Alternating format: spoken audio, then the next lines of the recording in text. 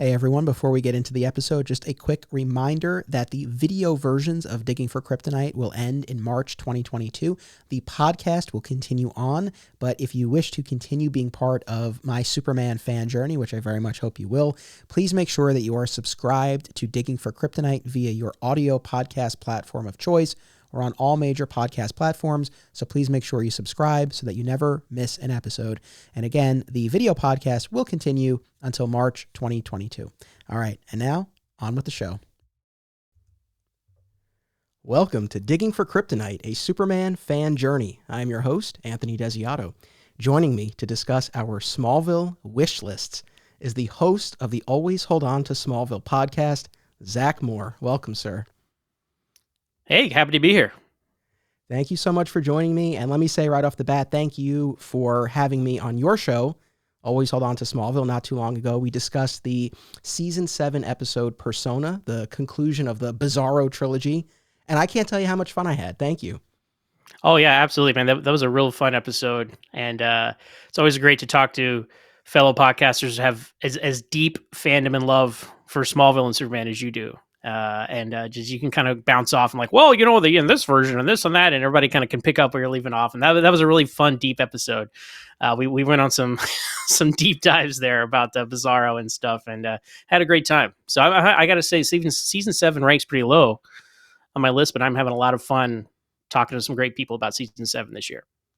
Well, that's the thing that I found doing this show as well. Even when there's something that you might not have the greatest level of affection for, you're doing a show, it still gives you something to talk about, one way or the other. So there's still value to be had. But, as you know, like I typically don't do, a podcast episode on an individual episode of a series or something like that. So getting the opportunity to do that with you and just really geek out and get very specific about a single episode of Smallville, it was great. And it's also, again, podcaster to podcaster, it was fun being the guest. Because it's like, I love hosting, but it's like, and I don't always know what the guest is going to say, of course, but I know generally the direction we're going in. But to be the guest was just so much fun. I'm like, well, I don't know. I knew we were going through the episode scene by scene, but it's like, I don't know exactly what he's going to throw at me. And it was fun to just be along for the ride. I feel the same way. That's why I'm here. So, yes, I have one big picture podcast question for you before we get into our Smallville wish list. So you've been doing the Always Hold On to Smallville podcast for quite a while now. I think by the time this episode that we're doing comes out, you'll be done or just about done with season 7, your season 7 rewatch. And I was just curious, you've been doing it so long now, how has the reality of doing the Always Hold On to Smallville podcast lined up with your expectations for it when you first said, I'm going to commit to this? Well, let's see. I started in 2016. Was young and single and had a whole life ahead of me. And I was like, this will be, I don't know. How many episodes can I do? There's 22 a year, or 22 a season. How many weeks in a year? 52. So I should probably finish this in about 3 years, maybe 4 if I take some time off in between seasons, right? And here I am. What is this? Five going on 6 years, I think now, and I'm in season 7. So that's kind of where I am with it. But much like Smallville itself, it's taking much longer than it probably should have, but I'm enjoying the journey. So fair enough. And again, I know you said season 7 wasn't the favorite. I mean, next you'll be entering the last real leg of the series. Seasons 8 through 10. Most of the action shifts to Metropolis. It becomes the red blue blur. Yeah. They play up the Lois Clark dynamic. Are you excited for that chapter? I am excited because I've always probably defaulted to the early years of Smallville. That's kind of where the show was, and we'll get into a lot of it here in our discussion, but I feel like that's when the show was truest to its concept, right? In the early years. And then we're in the college dropout years, as I like to call them on my podcast, seasons 5 through 7, where it's like, what are you doing, Clark? You're just kind of hanging out on the farm and things are happening. And finally, there was by necessity, the show was forced into this soft reboot in season 8 by losing half the cast. And I still struggle with that. And that's probably something we'll talk about, changes and whatnot over the series. But it's the show needed that. It almost needed this shot in the arm, like I said, soft reboot to kind of it was basically Lois and Clark, but Smallville style the last 3 years, and that's great, right? And the only thing missing was the Superman costume, really, and Lex Luthor for the most part.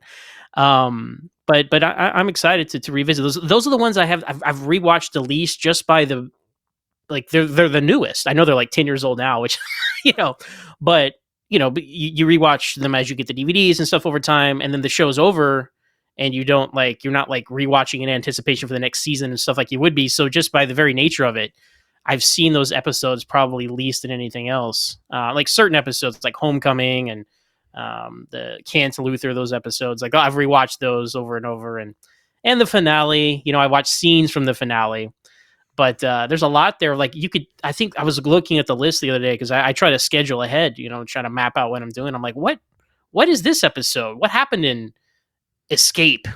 Or what's another one I saw? Turbulence. I know that they jump out of a plane. Mm-hmm. I know that. But that's all I know about that episode. Like, I can see it in my head. I can see Clark and Tess falling out of a plane, but I have no idea what else happens in that episode. So that's exciting to me. It's like almost, not that it's new to me, but it's if I can't remember it, I guess it is kind of new to me. So. Yeah. Well, I'm excited for you to get to those seasons. I mean, they kind of hold a special place for me. I mean, overall, I agree, I think, with your general assessment of the series and its various eras and which ones were most effective, or which one was most effective. But, those final seasons, I mean, necessity is the mother of invention, right? And so, yeah, as tough as it was to lose the creators of the show and key core original cast members, it's like you said, it forced them to do something different. And had those changes behind the scenes not happened, I don't know what the end of the series would have looked like. I feel like he probably would have still just been hanging out on the farm, and maybe we would have ended at 8. I mean, I don't know. That's as far as like a what if, that could have gone a couple different ways, I think. Yeah, and they ended up putting it in the Friday night death slot in season 9. And it still did very well. And they're like, well, I guess we're going to do another year. It's just Smallville, a victim of its own success in some ways creatively. Because once you get to a certain point, obviously it's like, they've been on record. They had a 5-year plan, and they went 5 years, and you could tell that they were like setting things up to wrap things up the first half of season 5. But then they had like, well, we're starting the CW. This is our highest rated show. We got to keep this thing going. Ratings are great. Let's keep it going. And then I think every year after that suffers from that, like 5 steps forward, 10 steps back. I mean, especially season 8, which is another reason I'm excited to get into it, because it's like clear. I think we're all thinking like, okay, this is it, right? He's going to like Doomsday. It's like his first challenge instead of his last challenge. Like mentally, you're like, okay, Lex will come back. It'll be a big thing. Lois and Clark will get together. But then that's not how it all went down. But I love season 9. That's one of my favorite seasons of the show. So I am very excited to kind of answer your question again a little bit. That season especially. Because I feel like season 3 and season 9 probably have the best structure of like, okay, we had a plan, we executed that plan, we didn't have any behind the scenes things mess us up, right? There was a little give and take there, perhaps, like we say the 2 steps forward, 1 step back thing. But I'm super hyped to get to season 9, because even at the time I gave up on it after season 8 to a point, like after Doomsday, which is the worst finale of the show in my opinion. I didn't stop watching Smallville, but I just let it pile up on my DVR. and then when season 9 went on its hiatus, me and my best friend Lance Laster, if you guys hear my podcast, he's on a lot of episodes. We binged them all together, and we're like, okay, Smallville's back. I'm excited. And then that got me for the rest of the show. But man, that ended at season 8. That was rough, and I would think you feel the same way. I'm not sure what it. Henry James Olsen do it for you? Or yeah, I mean, we'll unpack this more once we really start diving into our wish lists here. But,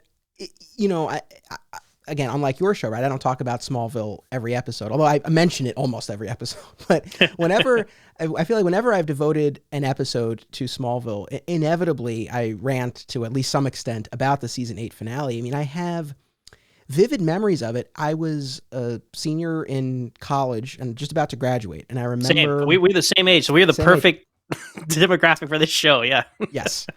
And I remember, and as you know, and my audience knows, I mean, I got into comics with the death of Superman, so the fact that they were doing Doomsday was, it was a big thing for me.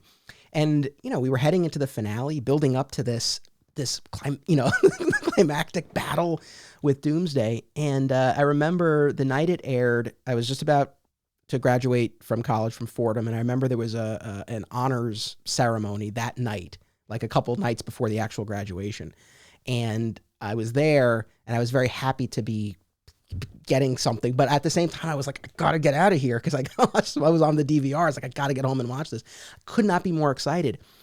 I was so angry after watching it. I worked at my local comic shop, and I worked the next day, and I just have this. I was in such a bad mood at the shop the next day, and I can't think of any other instances, and I watch a lot of television. I've always watched, and I'm a big television fan, but I can't think of any other instance where an episode of a show so affected my mood 24 hours late. Like, I was so mad about it, and I finally, like, over the course of the day at the shop, I finally was able to shed that. But it is my least favorite season finale. So yeah, no, I'm with you there 100%.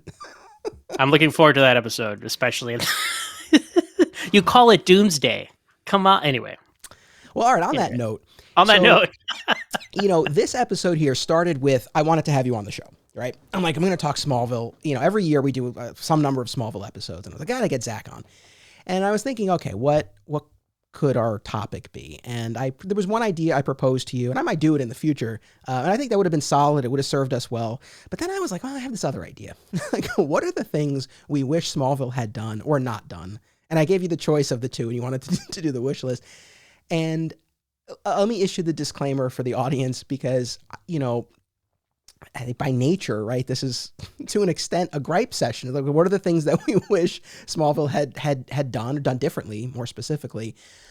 I hope the audience knows we love the show. I mean, my goodness, you're doing a rewatch podcast of, there's a lot of love for the show, but I think any fellow fans out there kind of, as a fan of Smallville, there are certain frustrations that you might have felt. And so I think this will be cathartic. That's my hope. And so we each came up with our lists. And I guess we can go back and forth, although for a hot second there, I was like, this would be kind of fun to do Battleship style, because I feel like I could very easily be like, okay, season 8, season 8 finale. And I know you have something on that. But I guess we can just kind of go back and forth. May I ask what number did your list, and how many do you have on your list? Well, so I have a document here. I call it Smallville Wish and Wish Not List. And it turned out, like, I'm glad you mentioned the gripe session, because it's like I wanted this, but then the more things that I wanted, it was more things I didn't want them to do. So it kind of got to a point where I kind of combined some things, and I'm at approximately 15 or so, just bullet points. And we'll see where the conversation. I'm very excited to see where this conversation takes us, and I'm sure just through conversation, a lot of these will just be covered, branching off of something else. And again, like you said, we love this show. Okay, I've been saying that more often the more I go, just to kind of remind people. Although I've done 200 episodes of my podcast by now, just because I'll do Superman specials and other things in between. I'm over 200 episodes of my podcast. I wouldn't still be doing this podcast if I didn't love Smallville, but it's not perfect, but it's okay. And everything we say for a place of love, right? That's what I always try to reiterate, because when you're so invested in something, you have strong opinions about it, and let's share some of those opinions. Let's do it. Yes, you and I are on the same page. It's funny because I messaged you a few days ago and I said, I started making my list and I got up to 25 and I'll boil it down to 10. And I said, however many you want to have is fine. And you're like, oh, I'm gonna have more. So I took that and I was like, okay, I'll keep going. So I got up to 30. But again, I think there are a lot. I know there's a lot that's going to be on your list, and things that I might not get to every single one, and that's okay. And some might kind of be combined. But the guest, please go first. I don't know if we should start with the season 8 finale, since we're already talking about that. Wherever you want to start is fine with me. I'm gonna toss it to you. As you had said in almost every episode of your show, you probably talk about the season 8 finale of Smallville. I probably talk about the series finale of Smallville. And almost every episode, like my Smallville podcast is so spoilerific, but it's a retrospective, and I feel like if you were like, I don't know what's going to come next, some podcasts do that, and that's an interesting approach, and I like that. But for me, I felt like part of the fun is trying to fit all these pieces together, like that Veritas window was never there, that kind of thing, right? So spoilers throughout all my podcasts, and I think I mentioned the finale in almost every episode. And let's just talk about that. The number one thing that Smallville should have done that we didn't get was Clark Kent in a Superman costume. Tom Welling in a physical Superman costume for, I'd say, the whole 2-hour finale. Like, I wanted the finale, the series 9, to be basically a Superman television movie. And I think that's what we should have gotten and what we deserved after 10 years of no flights, no tights, right? So that is my number one all time. And they could have just even done, they didn't have to change the plot of the finale, frankly. They just could have had him in a costume, and then I would have added on like a physical fight with a physical dark side. Because I was so certain that, he flew through zombie Lionel Luthor. Okay, now he's going to go fight the real dark side. And that never happened. Right. He just pushed the planet out of the way. So now I'm talking about the finale as a whole, but zeroing in, literally just put him in a costume, and that would satisfy me much more. And leaving the show, like, I have very conflicted feelings about the finale, right? I love the shirt rip at the end, but we're about 5 years too late for that. I feel like that if that was the end of the show in season 5 or even 7, but we've gone through so many things at that point, we deserve to see Tom in a full Superman suit. And that was the plan. And at the time, Tom didn't want to do it. And now Tom says he doesn't want to do it. You know, he's been on Rosenbaum's podcast, and hindsight's 2020, I guess. But the fact is, in May 2011, Clark Kent did not put on a physical Superman costume. And that is the number one thing I would change about Smallville. So that's one we can cross off my list as well. I'm with you. I too, I've been following Rosenbaum's podcast and in particular the Tom Welling appearances. And, he was just on very recently. And, it's interesting because there were a couple of things he said. One was that he didn't regret not putting on the costume in the finale, right? But at the same time, and I think this is where you're getting at, that he would be open to actually playing Superman now in a new project, which, it's funny. Like, on the one hand, I'm like, yeah, that would be really cool. But on the other hand, I'm like, but you had your chance. Like, I agree with everything you said about the finale. I'll even say this though. It would have been awesome to have him in the costume for 2 hours. But even if it had just been that little bit at the end, but he had actually been in the costume, that would have satisfied me. I tweeted about this shortly before we sat down to record, but I grabbed some screenshots from the finale of Superman, as it were. And I was just reflecting on the experience of watching that finale. Not unlike that season 8, it's so seared into my brain. There was this dissonance in my head as I was watching those scenes because, he soars out of the fortress and you see him putting on the costume and he bursts through and, it's from a distance and it's really quick and it's like, and then we cut to commercial and it's like, okay, like when we get back from the commercial break, then we'll really see him in the costume. Surely we'll see it. Surely we'll get to see it. And then it's like scene after scene, he rescues Lois on the plane. And then of course, he pushes Apocalypse and it was this weird thing. Emotions were running high. I wasn't really processing it. Like it really took me a second to be like, oh, that's it. Like we're not seeing him in the costume. And, as a fan, it was very disappointing. I did feel, look, I felt cheated to have invested that much. And that was the, natural, inevitable conclusion. But I'll go a step further. I think that in terms of what they had been setting up thematically on the show, I think they dropped the ball because there was all this talk, especially in the final season, about how he needed to step into the light. When he steps into the light, he'll inspire the world. And you never got that moment. It's like all the people saw was this, red and blue streak in the sky. And it's the sort of thing where it's like, okay, if he really didn't want to wear the costume, if he had landed on the roof of the Daily Planet or on the streets of Metropolis in his red leather jacket with the S, you know what? Fine. I would have even taken that because it's like, all right, you've revealed yourself to the world. You've inspired the hope that, we've been talking about all along. But he didn't get that. That was a big disappointment. That was one of those things. There was a lot I loved about the finale, but that was one of those things that was real, real hard for a while. And honestly, 10 years later, I'm still not over it. You're trying to justify it and grapple in your mind about it, right? Because that was the whole show was leading towards that, right? Like, I mean, you're talking about like commercial break and stuff. I remember, again, me and my friend Lance Laster watched it together live, right? And I think every 20 minutes or so, we'd be like, look, like there's still time. There's still time. And then no, there was no more time. And that was it. And it's interesting. Tom's opinions about it is so fascinating to me because, like you said, he's like, well, I wouldn't change it. I'm like, he really does believe that. I guess I mean, credit to him. He's 100% on board with that still. But then now for him to say, like, yeah, I think I might wear it. I'm like, bro, where was that 2 years ago? You could have worn one in Crisis on Infinite Earths. And then we could have had more Supermen together. Although even then, like, I expected, like, 2-minute tangent. Like, even Brandon Routh was cool to see him with Tyler. But then, like, they didn't all show up at the final battle and fight the Monitor, or the Anti-Monitor, I should say. They were just, like, they were all erased or whatever, and it was the CW people. I'm like, okay, like, I kind of thought we'd assemble the John Wesley ships and the Tom Wellings, and they'd all come together. But we're not here to talk about Crisis on Infinite Earths. You did a great episode on that, by the way. So, but where was that? Oh, if he thinks that way now, surely he thought that way 2 years ago, right? I don't know. I mean, it seems like, I guess in fatherhood, his perspective seems to have changed a lot, which is, fair enough. But I don't know, this whole argument that he makes to this day, right, about how he stands by the decision in the finale because it was like, we know where Clark is going, but we can't go with him. It's like, all right, fine, man, but we've been with you for 10 years. It's like, come on. And it's so strange because you think my criticism was, Tom, you're not going to get typecast if you put on a costume. You're typecast because you played a character for 10 years, right?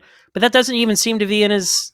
He's an interesting guy. I really enjoy listening to him on Rosenbaum's podcast. And I've met him a couple of times at conventions, gone these Smallville nights, and like I really get a good vibe from him. He's just a normal guy just doing his thing and very unassuming. And like I just don't know.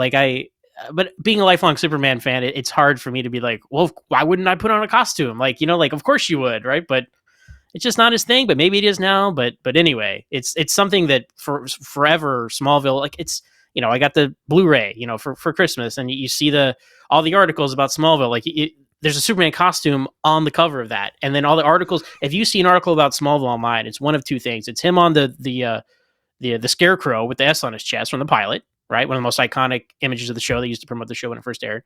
Or it's Clark ripping his shirt open on the Deadly Planet roof. I'm like, that is so unrepresentative of what this show is. And it's like on the cover of everything, right? And there's 2 Funko Pops of Clark, and they're both those 2 things. Those were going to be the next words out of my mouth. I was thinking of the same thing. That drove me nuts when those Pops came out. I'm like, it's like, look, him on the Scarecrow, I know that was, the heart of all the marketing at the beginning and everything, but it's like, yeah, you pick 2 moments that were not representative of the series. And we just keep plugging Rosenbaum's podcast, but, Welling talked about how, I guess there was this moment in the first season when he got a script and it had Clark in a costume. And, he pushed back on that. And it's like, okay, fine. Yeah, fair enough. Season 1. But by the time we get to season 10, and I agree with you completely. It's like, if you are worried about being typecast, you have bigger problems than wearing the costume. But that was tough. Actually, while we're talking about the finale, one of the items on my list, I'll be honest, as disappointed as I was about the costume, what actually bugged me even more about the finale, I have a bigger gripe about the finale, the Lex Luthor mind wipe. That is on my list. That is my number 2 on my list. So please continue. And I have more to say about, because one here we go. Really, it's like it's hard to go one by one. Right. But we were fortunate that Rosenbaum came back for the finale, and we actually got that. One of my favorite scenes in the entire series between Clark and Lex was that scene in that burnt out mansion, and they have this face off. And one of the things that to this day I love so much was that even though these guys, they're no longer friends, they're going to be at odds moving forward, Lex, in that scene in the finale, is still encouraging Clark to take the step forward. It's like there's so much about that scene that I love. One of the lines in that scene is about memories and how you can't forget them, and they make you who you are. And to go from that... Perhaps that was self-referential, though. Saying that he would one day recur his memories. So these are the headcanon you have to play about this. But please, I know exactly what you're talking about. But the fact that, we have Tess and her dying act, and, infecting him with this toxin that erases, literally every memory. It bothered me on so many levels. Lex had arguably, I think, the best arc in the series, and in terms of tracking his descent, and to take all of that away was so infuriating to me. And one of the reasons that it bothered me so much was why. It's like, because I guess you can argue, well, they were trying to line up with the canon, but they left they allowed Lois to keep her memories of Clark and his secret. So clearly there was a deviation. It just I can't get past it. The only thing you talk about headcanon, the only thing that I've told myself, and I know this was not the intention, but the thing I tell myself is, Tess explains how the toxin works, right? And then we see all of Lex's memories literally burning away on the screen. Well, one memory that never happened on the show we see burn away with Lex in the snow outside the fortress, by the way. Yes. It was very thorough, Zach. This was a very thorough. Yes. Memories you didn't know you had. They're gone too. In my head canon, he still found a way to hold on to them. When we were seeing them on screen, they weren't burning away. He was holding on to them. And again, there's nothing to support that. I know that was not the intention. And he has this blank look on his face after. And when you see him in the 7-year flash forward and he's the president, he still looks dumbfounded. So, I know that wasn't the intention, but I just tell myself he somehow held on to them. But that infuriated me. Yeah, I don't know what else to say about it. It's I don't understand your point about the status quo. I don't understand because we got to turn Tom Welling's Clark into Christopher Reeve's Clark. Why? Why? It's just I don't understand. And then it's we have to erase Alexa's memory. Why? Oh, because the comics. You don't have to explain anything. They had this great setup, and that's a scene that I rewatch more than any other scene maybe of the show. Go on YouTube and you watch a clip of the show, right? And it's that final scene between Clark and Lex, and they did that so well. And it kind of sets up the almost Professor X, Magneto, all right, we're on opposite sides, but we have this respect because of the years of friendship, and it set that up perfectly. And then they undid it. And just an hour later, and I will never understand that either. I don't get it. So yeah, that's to just negate the entire journey of the characters of the show. Lex was, to me, it was always Clark and Lex. It was their two stories, and then finally they got Rosenbaum's second billing in season 7. So, but to have one of your two main characters just not remember anything that occurred is just a very strange creative decision. But mixed in with so many other questionable things in the finale, if he had put on the costume, people might be less. The finale is going to be under a microscope no matter what they do.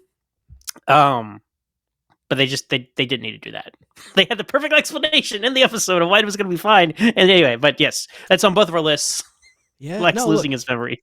That dynamic that you referenced and that we saw in that scene with Clark and Lex. I've been talking about this on the podcast for a year. It's most people tend to disagree with me, but it's no, I really feel like that scene is a perfect encapsulation of how this could work moving forward, of how Lex could know but not expose Clark, because no matter what has transpired between them, there's still that Clark saved him on the bridge. There's that bedrock of friendship. There's something still there, but they are at odds. And I just think it makes it so much more interesting. And it bothers. It's the promise of the show, right? It's the promise. It's these best friends who become enemies. It didn't say these best friends, and the woman gets amnesia and they're enemies. I'm what? Yeah. What Matt? There's the eternal question of if Clark told Lex a secret, will Lex turn evil, right? Mm-hmm. Well, that doesn't matter now either because he has no anyway. We could talk the rest of the podcast about this, frankly, but I know. Let me ask you this: when you get to the finale on your show, do you think you're just going to do one? Well, I mean, I was a 2-parter, so you could at least do 2. Is it going to be more? I feel like this is going to be a multi. I have many thoughts about how I'm going to cover that show. It'll just be a 10-hour. We'll do a live stream, 24 hours talking about the finale. Who wants to be on next, right? But there's just so much to unpack. A normal episode of Smallville, I go, it's funny, these episodes are 45 minutes, and sometimes, depending on the conversation and the guests, we go a couple hours, unpacking everything. In the finale, it's I got to think about how I'm going to cover it. It's going to be unique for sure. So, yeah. All right. So we expressed a couple of our gripes about the finale. What's next on your list? Well, let's go back to early days of Smallville. No Kawachi Caves. I felt like this goes an interesting, unique thing to the Smallville mythology, but there is never any explanation about how this information was given to the Kawachi Indians. Like I don't know. Like I've read this really cool fan theory once, and maybe it was on the Krypton site forums, and it was talking about like, what if like, and this is, forgive me, whoever posted this, I don't remember who you were, but I thought this was the coolest idea. But it was like it's like a flash forward, and it's the future, and Lex is in his battle suit battling Superman. Things you would never see on Smallville, but then we didn't know this back in season 2 or 3 when people were talking about this. It's like, and Lex hits him with some ray, but it throws him back in time, like, and then Superman shows up 600 years before, and he's with the people there, the Kawachi Indians, and he tells them the story of his life, and they paint it on the walls and something like that. And I was like, that's really cool. That would explain how they would have this foresight. Since that never happened, and then the caves, obviously, production-wise, behind the scenes, when they built the Fortress set, they tore down the cave set, except for that one room sometimes where they go in the slot, the secret room. Then people are just showing pictures of the caves the rest of the show, and it's just like, I don't know, like you don't blow up the spaceship. The spaceship can do what the caves do for you, and then you don't need these caves. I'm not saying that like it's a terrible idea on its own. I'm just saying they never. I expected some explanation of these prophecies and things, and we never got them. And then it became kind of an afterthought. And they were such a central location for like the second and third season, fourth season as well, right? So I would have, to answer my criticism, if I say no caves, I would say use the spaceship more for those things, and then go to the fortress. It's just this caves, this weird intermediate thing. And the key works in the ship, and it works in the caves, and it works in so many places. And then it's also a teleporter of some kind. So what do you think about the Kawachi Caves? I'm very curious. I don't think we've ever. I don't know what your thoughts are on this. I don't think I've ever heard you talk about it. You know what's funny? I don't think I've ever given them that much thought, but I don't disagree with you. I don't feel as strongly, but I don't disagree with you either. I mean, it's funny. I guess it sort of ties in at least somewhat to one of the things from my list that I'll throw in quickly here. The idea of Kryptonians visiting Earth through these portals. And I know I talked about this when I was on your show, this idea that the Kents were chosen, that Jor-El had this walkabout on Earth, and he was impressed with, one of the Kents.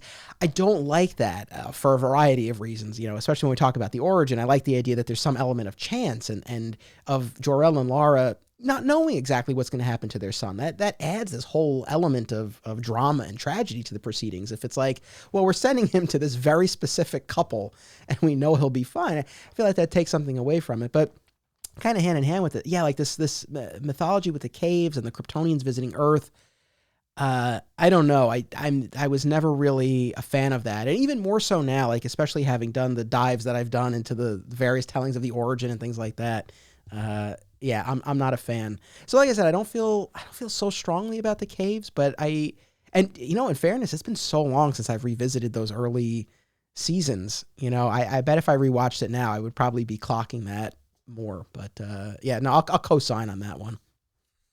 And I will also co-sign on the no Kryptonians on Earth thing. That was actually next year on my list. This isn't any, like the first two, like Clark in the costume and Mind Wipe for Lex, that's like A and B, 1 and 2. Like that's the top. Everything else is kind of in like a whatever came to mind next at this point. So, but yeah, Kawachi Caves and no Kryptonians on Earth, especially like Jor-El having been in Smallville. Like talk about universe. It's just this, I understand it's a trope of TV. It's like, we're going to have the actors play like like their ancestors in older times so we can do flashbacks. I'm like, I don't know. And then Lana's aunt looks just like her. And it's just, I don't know, man. I was never a fan of that. And that opens up so many, like they're portals to Earth or they're portals to other planets. I don't know. Like it just, the whole, to your point about the origin, like putting him in a spaceship, sending him off to the unknown, right? That's like part of the whole tragedy. And it's like, you could have just gone through a portal in the cave and you've been here for hundreds of years. And there's been meteor rocks on Earth for hundreds. That's another thing. Meteor rocks on Earth before Krypton explodes. That doesn't make any sense. No sense. To me, as my understanding of Superman mythology, the kryptonite is formed when Krypton blows up. So it Yes. shouldn't.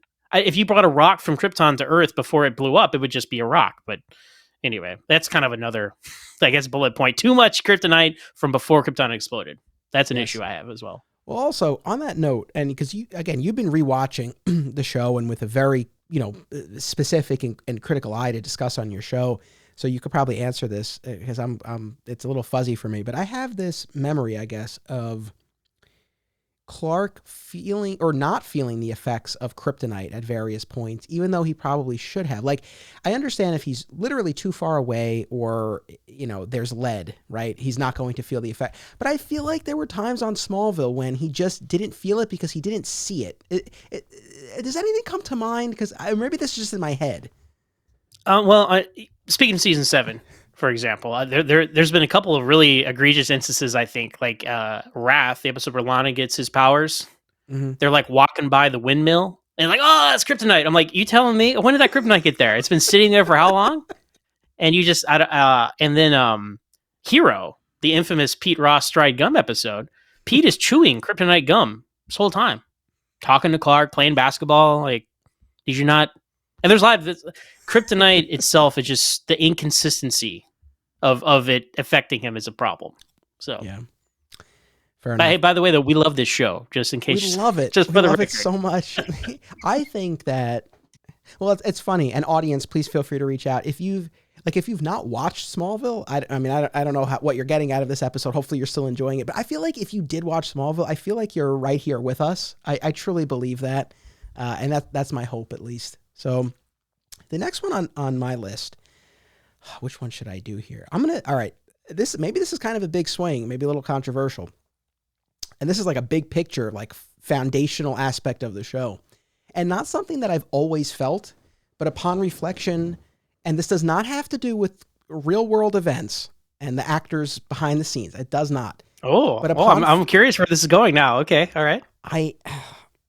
So generally speaking, as a fan of the show, I enjoyed the character of Chloe Sullivan more often than not. But if I'm really thinking about it, I think the character of Chloe was a mistake because I think that they had to take too much away from the other. They had to take too much away from the other characters, and it did the other characters a disservice. She became the best friend, the confidant, the love interest, and the reporter. So Pete Ross instantly has less to do, and clearly they didn't know what to do with him. Lana, and this is a larger discussion, but Lana was then only this unrequited love and the back and forth and the angst. Had she also been like his best friend, that would have given them some new pockets and new things to explore. It wouldn't have always had to be, I love you, but you're keeping secrets from me.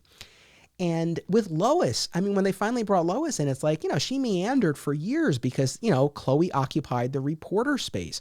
So this wasn't something that as a 14-year-old watching the first season, I was really thinking about. But now as a 34-year-old looking back on the show, I'm like, I think Chloe did more harm than good. As much as I guess at the time, I and a lot of people probably thought like, this is a great new addition to the mythology. Sure. But I really think it came at the expense of those other characters and it limited what they could do with them. So as I'm laying that out, I've gotten more because it was on my list, but I felt a little tentative about it. But as I'm saying it, I'm like, nah, I stand by this. I have a huge one for Chloe here. Let's rip this Band-Aid off and talk about Chloe. Okay. It all worked out on the show with Chloe and Lois and all that. You know what I'm going to say. I'm not saying they should have done this. I'm saying they could have done this and would arguably made for a better story if Chloe was Lois Lane. Okay? The CHLOIS theory, where Chloe turns out to be Lois Lane. Again, real world things, let's ignore those right now. Let's just talk about purely the narrative of the show, right? Sure. If you're gonna this show, and I talk about this too much on my podcast, but I feel like it's my soapbox to bring it up because I think it's like this crazy fan theory, and I had so much fun back in the day on the Krypton stuff forums talking about it. I know a lot of people get really upset about this, so I understand emotions are high, right, with these characters and things like this, but just hear me out. It's just for a second here. So this show elevates Lana to like Clark and Lex status, right? Mm-hmm. So it's like Clark, Lex, and Lana, right?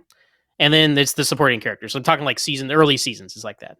Right? Then Lois Lane shows up. but then the balance of power is all out of whack about which characters. But that's okay because it's supposed to be a Superman prequel show. But once you get past like season 5, you got to change your mindset to say, no, this isn't a Superman prequel show anymore. This is Superman just happening earlier in his life, right? And then you can accept things like Doomsday and Brainiac and Zod. That's how you accept these things. So if you truly think of it this way, then who are your 4 main characters? Well, Clark, Lex, Lana, and Chloe. They're all there from the beginning, right? The unrequited love with Clark and Chloe thing going on, right? So much journalism intrigue. Like you said, Chloe was the Lois of the show for several years. And it took them years after introducing Lois to figure. I'm in season 7 right now. They're finally figuring out that transition. They're like, okay, Chloe, we're gonna take away all the stuff you do and give it to Lois. That's just what they set themselves up for failure with this setup of this.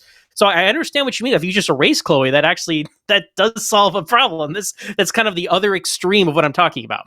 You either erase her or you make her like extremely important. So, and this is not a slight to Erica Durance. This is not saying like, Lois showing up ruined the show or anything. This is not. I'm just talking about if you look at it this way, right? If everything there works to like at the end of season 3, where it's like, let's just say Lionel blows up, quote unquote, Chloe and her dad. They go into hiding, right? She has a pseudonym, which she used earlier that season.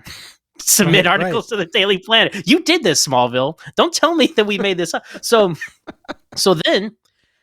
she's gone for a while, right? And then like Clark meets her again at the Daily Planet, but she is Lois Lane, and that's the big twist. And that's like if Smallville was 5 years long, that's what you do. Like I'm saying, you kill off. Now we're talking all kinds of like hypotheticals. Like this is a brief flyover with that idea, but it's like you kill off Chloe in season 3. Clark and Lana are together in season 4 and 5. They have a nice mature breakup. We'll get back to that as we go down the list. But and then like the last like the montage at the end of the show is Clark showing up to work. Michael McKean hires him, right? Here's your partner, Lois Lane. It's Chloe. She has dark hair now because she's obviously has a pseudonym and changed her identity to hide from the Luthors to get the job done. And she's been her lifelong dream is being a reporter. Like, so that is just one alternate option of what the show could have done. I'm not saying that would have been better or they should have done that. I'm just saying, as somebody who loves Chloe, loved the character back in the day, like I just thought she was fantastic. I love the dynamic. Like, hey, Tom Welling and Allison Mack had really good chemistry throughout the show on various levels, romantic, platonic. There's a reason they pair these characters up so strongly. And then characters like Pete and Lana, to your point, fell off to the wayside in the importance of what they should. I never really considered that. Being such a Chloe fan, I never considered erasing her. So that's a bold move. But I understand what you mean because they paired them so tightly for the whole show, right? Chloe's here, although in less episodes in season 10, she's there from start to finish. Chloe and Clark are there from start to finish. So, and they were toying with this whole like Clark and Chloe thing, and Chloe and Lois thing for a long time. I mean, in season 6, Lois dies and Chloe resurrects her. It's like, what are you guys doing? So anyway, do you hear what I'm saying? Oh yeah, no, totally. Okay. I mean, I know for half the fandom probably think I'm a crazy person right now, but I think that would have worked. In this alternate Elseworlds version of things, you could have done that. That's what I mean. Yeah. And I mean, for anyone who like doesn't recall this, I mean, I do remember that theory at the time on the Krypton site forums. And, I had Craig Byrne, on very early on this podcast, and we talked about his site and I remember that very well. It's funny. I don't know that I don't think I really bought into that at the time. Like for whatever reason, I was like, I don't think they would actually do that, but I think that could have worked. I mean, I guess you and I are coming at it from different angles and with different solutions, but it's getting at the same problem, like the problem that Chloe as is creates on the show. So because of how much I really loved Erica Durance, it's like I couldn't get on board with that, knowing what we know. But if we can really rewind. It's like before we got to that point of bringing her on, it's like, yeah, I think like something like that could have worked. But I think, and again, it's tough to say because I liked the character of Chloe, but yeah, I think it just shortchanged too many of the other characters. So I 1,000% get what you're saying. That's an interesting way we both approach it from completely different angles, but it kind of addresses the same issue. Because when you see Chloe, and that's the thing, right? I mean, when there was a physical Lois Lane, when Erica Durance showed up and she was Lois Lane, it became like that's when the arguments really got heated on the message boards, right? But when she wasn't Lois Lane, so to speak, for like 4 years. You're sitting there, you're seeing Chloe get a job at the planet, go up the ranks, tangle with the Luthers. You're like, so what are you gonna do? And then they just, by the time season 8 rolls around, Lois becomes like the Lois, right? And that resolves itself, and it's great the last 3 years. But that's the reason that conversation continued for so long, right? So yeah, so that's a big one. That's a big one. Well, you know what? I can piggyback off of that with something else that's kind of that is Chloe related, but has larger implications too. I felt this at the time, and I feel it now. There should have been other ongoing love interests for Clark. It could have been Chloe. You know, they danced around it. On the one hand, part of me likes the fact that they never fully went there. You know, they got close a couple of times, right? But they never fully went there. And part of me likes that. But at the same time, it's like, you know, they could have dated in season 4, or they could have dated in season 6. But whether it was Chloe or Lori Lamaris or anyone else, to have given the Clark Lana back and forth a little breather, I would have appreciated. So that's one of the items on my list. You know, we had Alicia for a few episodes, you know, in the entire series. It was, you know, it wasn't Alicia's on my list. Yeah. Yeah, you know, but at least like that was something. It was nice to see Clark play off of someone else, and again, just to give, you know, it's funny now, right? And everyone's aware of this, right? How much television has changed, right? And all these shows you watch, except the CW shows that still do 20 plus episodes a season, but you watch everything else, right? You know, 8-10 episodes, right? It's real tight, it's contained, you know, things move a lot faster. But when, you know, you were watching this week to week for 22 episodes for 10 years, or, you know, 7+ if we're talking Clark and Lana specifically, it was a lot. And it was a lot of back and forth. And it did get tiresome for me, at least. And so it would have been nice. And the Lori Lamaris thing, that ties into another thing, which I'll just do this one quickly here. Although actually this might be a larger thing, but maybe it might be on your list. But I wish he had stayed in college. I wish they had done college stories. I think Lori could have been someone who they introduced at that point. But anyway, more love interest for Clark, and I think it could have been Chloe. I would have been okay with a season of them dating, but that's one of the ones on my list. Yeah, to that point, I have Alicia on here in season 4 when she comes back. You know, we'll have her be a half-season love interest or a full season love interest. I think she was a great character, great actress. Like, obviously, her and Tom Welling had great chemistry. Sarah Carter, I believe her name was, and yeah. For early Smallville standards, the fact that she was even in 3 episodes makes her like a very big recurring character, right? I mean, she gets shot at the end of her 2nd episode. I'm like, well, she's dead, and she wasn't. Like, if that was like season 1, she totally would have been dead, right? But Alicia, I think, was fantastic, and they could have really played with that longer. I mean, Lana got Jason, and I guess Adam kind of counts, but not really, right? But she had other, you know, Whitney, obviously, and then Lex, right? Which that's on here. We can talk about that. But yeah, I 100% agree. And I think Lori Lamaris is, you know, for those who don't know, she is a mermaid that Clark dates in college.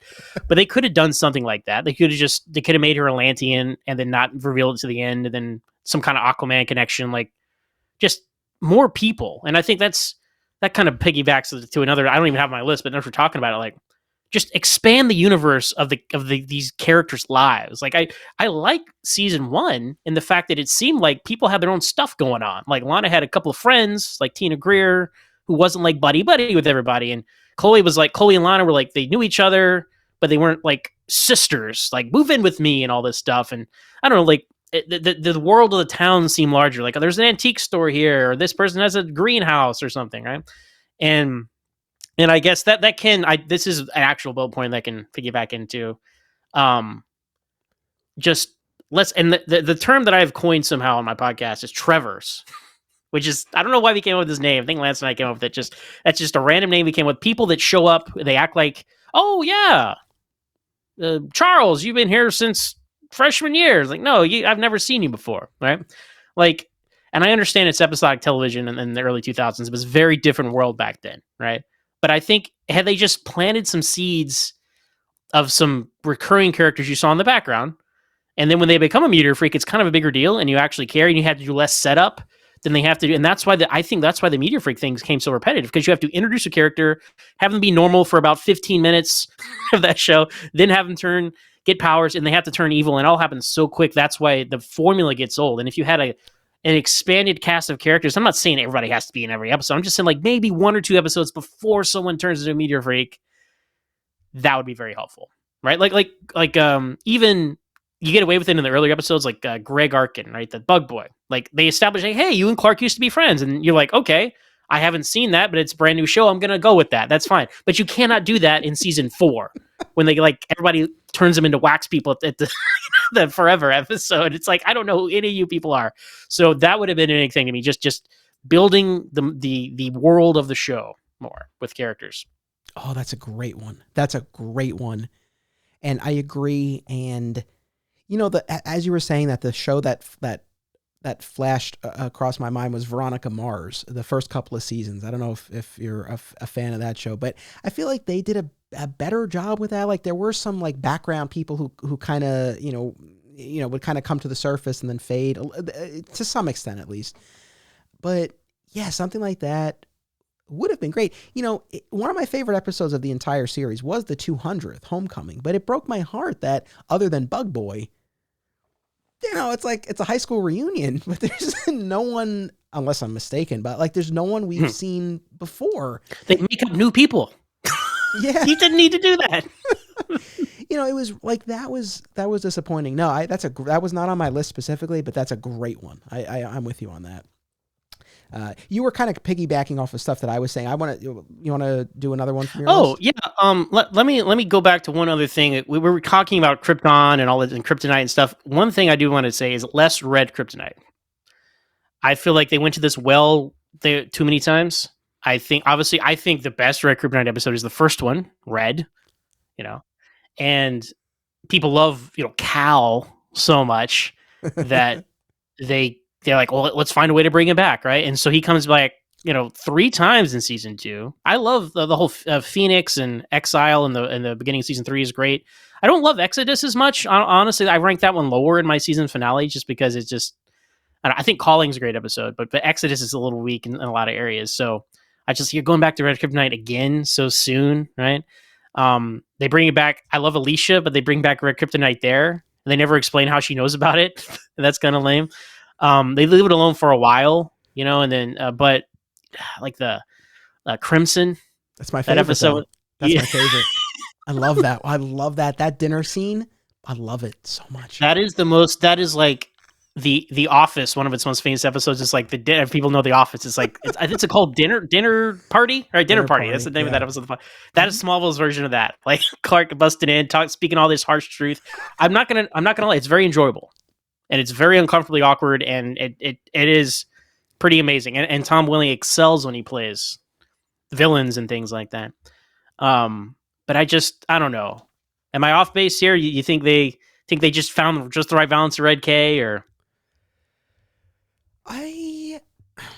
like how many times is he going to go put on a leather jacket and some sunglasses and but more so than that, like the excuses afterward. Yes. Like his activity, like the things he would do, people that don't know his secret would never talk to him again after these things. And then 2 weeks later, it's like, oh, hey, yeah, you just had one of those weeks, Clark. So it's like, it's more the repercussions of it. You might get away with that once or twice, but. This is a very specific one, but it was the episode Rush, right? Was that the second one in season 2 where they? Yes. Yeah. And Pete and Chloe were both affected by what was it specifically that got them? Kryptonian parasites that lived in the cave. The parasites. Okay. It always bothered me. And I guess thematically, right? Like they got mileage out of the fact that, because I all these years later, I've not rewatched this episode in many, many years, but I remember like the conversation with Lana and Clark, where Lana was like, well, I know why Pete and Chloe were acting like that, but what's your excuse? And and this is nitpicky, I guess, but it always bothered me, especially Pete at this point in the story. He knows Clark's secret. It's like, you can't come up with the cover story. You can't like come up with something to account for why, maybe Clark. Yeah, you don't need to show your hospital records. You could just say, yeah, it got me too, Yeah, it just, especially since Pete, it was just like, come on, like, that's what you're here for. Come on. That one always bothered me. But to your point, it's like, yeah, maybe one too many times with the Red Kryptonite. but I have to keep the Crimson episode. You can take. I would give you back Rush and give you back the Elite shit. That's fine. But as long as I can have my dinner party scene, I'm good. Well, and they do spread it out. I think it's just like season 2 and 3, like they just, and I love those seasons, right? I love that, but it's just like it was all so much. Like if you count, like seriously, Red, Rush, Exodus at the end, Exile and Phoenix. That's like 5 episodes in a season and a half of Red Kryptonite, and it's like I just felt like they identified that Cal was popular, and they're like, let's use that as much as we can, right? And if they spread it out a little more, because that's what I do like about, we can spin some positive sprinkle in here, right? I do like they start varying up the colors later on. Yeah, because you wondered like, oh, is there going to be anything else? And then you get blue and you get gold at the very end, and to various levels of success, I'll say the use of them, but just the fact that just wasn't always Red Kryptonite all the time. And season 9 was interesting, but I don't like when they use that. It was like Red Kryptonite Dust or whatever. They tried to be a little more creative that time, but I don't know. I enjoy it. I understand why, because it is enjoyable, because whenever you get to shake up the status quo, but episodic television, right? You get away with a lot more when it's basically reset button every week. Yeah. Well, but also to your earlier point, I mean, I think this might also be a victim, right, of the fact that they weren't intending to go as many seasons as they did, right? Like if they were only going to go 4 or 5 seasons, they would probably get our Red Kryptonite episodes in now. I mean, I'm assuming if they knew they would have a decade to play with, they would have spaced the Red Kryptonite out a little bit more. But no, fair enough. That was not something that particularly irked me, but again, fair enough. Like I said, as long as I get to keep Crimson, I'm good. All right, what should I do next? I'm gonna take a big swing here. And I originally had this on my list, and I wasn't even going to call it a wish. I was just going to call it like a what if. I wasn't even going to commit to it as a wish. But you know what? Again, go big or go home on the podcast. So, Reckoning, episode 100, big 100. For anyone who needs a quick refresher, Clark reveals his secret to Lana, proposes, she accepts. Lex realizes that Lana knows Clark's secret. He chases after her on the road. She gets into a car accident. She dies. Clark super speeds onto the scene, revealing his secret to Lex. It's so dramatic and so powerful. Clark, distraught, goes to the fortress, pleads with Jor-El to have a redo. Jor-El gives him this crystal. You can only use it once. There has to be balance in the universe. There will be consequences. Clark doesn't care. He has to save Lana. He uses it. He changes the day's events. He doesn't tell her his secret. She lives, but Pa Kent, in a battle with Lionel Luthor, suffers a fatal heart attack. It's a pivotal moment in the series. It's a turning point for the series. You could draw a clear line in the sand with episode 100. And again, I was a little hesitant to commit to this as a wish, but you know what? No redo. No do-over. I think that... Oh, okay. No, yeah. I was thinking maybe switch them. Like Jonathan dies first. Ooh. And then Lana dies second. Ooh, right? I like but you're that. You're saying no redo at all. Because Lex knows the secret, then that's a better, interesting twist. Either, you know what, I would take your proposal as well. But it's just this idea, and I feel, you know what it is too.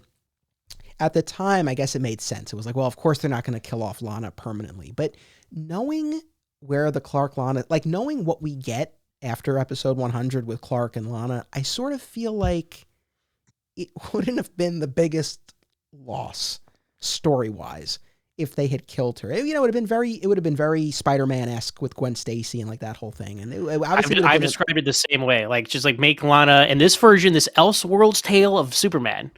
Lana, because this is a very Spider-Man-esque Superman, right? Smallville, right? Lana can be his Gwen Stacy, and then you can move on to Lois at that point instead of the only reason.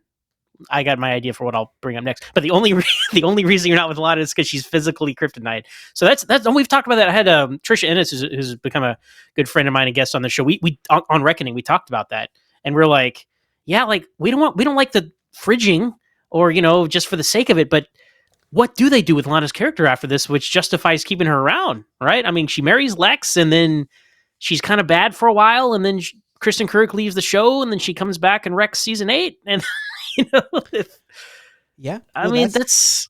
And I think this dovetails with what's on your list, I'm assuming. But had they... evolved the Clark Lana dynamic to what we're currently seeing in Superman and Lois, where they're friends. Like they're friends. Then fine, let Lana live. I want to see that happen. I want to see them move past the back and forth romantically and become friends. I'm totally on board with that. But knowing that their story ends, like you said, with him literally unable to be in the same room with her because of the kryptonite that she's absorbed, I mean, there's more to say on that, but knowing that that's where we go, it's like, I don't know that the story would have been worse off by having her die in that 100th episode. Lex is responsible. So you talk about the wedge between Clark and Lex. It's like, my God, like there you go. He's also kind of drunk. So maybe he'd see or didn't see Clark speed. There's plenty of loopholes there, right? Exactly. But that's the thing too, is like, even if he does know and remember, that just plays into what we were saying before about this dynamic where he can't, like, there's so many ways to go with that. And also, with Pa dying in Reckoning, with Jonathan dying, again, going back to what we were saying before, had the 5th season been the final one, it's like, okay, he dies halfway through the final season. The show went another 5 years. It's like, he could have made it a couple more seasons and then had a heart attack. It's like, you could have gotten some more play out of Jonathan Kent. That's on my list. I got to stand by that one. Yeah, that's one of, even when that episode came out, I thought about that. Like, I was like, should we have switched these? Right? And because I like you, I like the Kents being around. I find that a refreshing, more optimistic, feature for Superman. I listened to your episode with Mark Waid, and I was very surprised to hear that he was like, "Oh yeah, I want the Kents to be dead." I'm like, "Oh," because I'm pretty much in line with Mark Waid's mindset and writing about the character on a lot of things, much like yourself. And so I was shocked that he was like, "Yeah, if I could have done anything, I would have killed the Kents." Because I mean, you have the younger Kents. Therefore, that just lends itself to them being alive when he's Superman. Yes, there's some tragedy, and yes, some of the most emotional things of the show. Like I've cried on occasion watching Smallville. One of the moments was when Clark and was talking to Earth 2 Jonathan, right? Talking about he was his hero, and I'm like, oh. Anyway, you don't get that without him dying. So there's. We're all just hypotheticals here, right? So I'm not saying it could be better or worse, whatever. We're just having fun, having some thought experiments. So I think if you do that with Lana, then that drives that wedge. See, because Clark and Lex, although ideologically they did start to diverge, obviously, like so much of it was because of Lana anyway. So it's like, just go all in with that and have that be the thing you can't go back from as far as Clark and Lex are concerned. So yeah, I had never thought about it. Just no reset. That's even, I prefer that to there was only one time crystal. Anthony. I know, it's like, if you have the technology, why not make 2? Anyway, that's fascinating. But yeah, so dovetailing into, if we've kind of covered that well enough, the Klana breakup, right? Something like, if Smallville is about rites of passage, boy becoming a man, right? Like, things you go through in life to mature. I think it would have been, a really powerful thing if they actually did a whole, hey, you know what? Sometimes relationships just, people aren't right for each other, and they maturely kind of like shake hands and go their separate ways. And there's, that's great, right? And obviously not all breakups are like that, but some could be. And Lana Lang is an essential character in the Smallville mythos. So your other option, right, of you're not going to kill her off like we've been talking about, right? Very happy to have her just go to Paris for a while or stay in small. Like her destiny is just to be the girl you left behind in Smallville, right? And Superman and Lois is doing, as you mentioned, is doing a great job with that, right? She takes a lot of ownership in the town and all these things, and that would have been great. And I think that's another avenue they could have done with her that wouldn't make her like a superpowered or a witch or anything like that. I got something else on that later. But it's okay to have characters just be normal people instead of giving everybody a power. I mean, that's a problem with the CW shows these days. Like on The Flash, everybody has a power, right? Or Heroes back in the day, everybody had a superpower. It's like, no. She could just be a person who lived in Smallville and had after a long, healthy relationship with Clark for 2 or 3 years, maybe his destiny is beyond here and they have to go, and that's that. Or she goes to Paris. Like there were plenty of opportunities where she could have left. But even in season 3, did you really think she was going to be in Paris forever? We knew she'd be back. So, yeah. But that was, man, season 8, that was such a bad way to end that. It would have been better if she never came back. The fact that she comes back just as Clark and Lois are getting together, Lana comes back, derails that. Lois is gone for several episodes. Clark and Lana are back in like the height of their season 7 relationship. They're in season 8. And then it's only because she is infused with kryptonite that they aren't together. And then in the back of your head, you're like, so would Clark and Lois have been together if Lana didn't have the kryptonite? And, we talked about this briefly on when you were on my show, but like Kristen Kirk doesn't do the Chung-Li movie, Street Fighter movie. Do they change the mythology and Clark ends up with Lana? I certainly hope not, but I don't know. Yeah, I know we talked about that, and I think there's an argument to be made, and like you had said, you look at what Arrow did with Felicity instead of Laurel in that case, and it's like, yeah, you could see something like that happening. Yeah, no, I mean that. It's funny because, like I said before, seasons 8, 9, and 10. Generally, I'm a fan. I really like the first half of season 8. The second half was problematic, and in large part because of that Lana arc, and it drove me nuts because I so loved the dynamic that they were building with Clark and Lois. They're working together at the planet. They're sparking. They're playing off of each other. It's you see it evolving, and to bring Lana back, and again to just instantly jump right back into the Clark Lana of it all. And to your point, this always bothered me, and I know it was a function of they were limited in how many episodes they could have Erica Duranson, like until the final season. But the fact that they had spent so much time building up Clark and Lois, and then she was just MIA. It's like, what was the point of this? And it just felt like such a misstep. Where, look, complain as we will about Tom Welling not wearing the costume. Clark became Superman, right? Like at the end of the day, he becomes Superman, and that's what needs to happen. With Clark and Lana, I feel like there was something that needed to happen. It needed to evolve to friendship, or kill her all. But the way they left it, where it's like I think what the question you pose, I think, is a valid one. It's like, is he with Lois only because he literally can't be with Lana? I mean, there's that early season 9 episode, like the zombie one, where, I think at the end of the episode, Clark finally takes the picture of Lana out of his wallet. So it's like they did what they could, I guess, to show like, oh no, he's actually moved on. But it's like, I don't know, like too little too late, I think, at that point.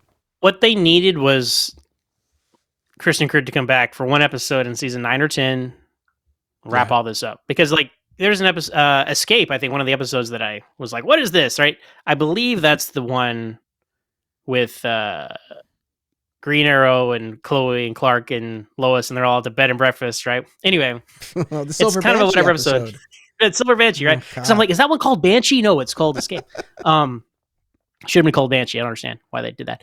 But you know what? There was so much complicated water on the bridge with all 4 of those characters being in relationships with all of each other. Chloe with Clark, Lois with... I love Lois and Oliver's relationship. It's great stuff, right? In season 6 and stuff. You got to clean that stuff up. And they did it. So it's like, I understand, Kristen Kirk, maybe she didn't want to come back. I don't know, right? I mean, I know Tom Welling, before season 10, he's like, oh, we definitely got to get Lex. We definitely got to get Lana back. And they got Lex, and they did what they did with that.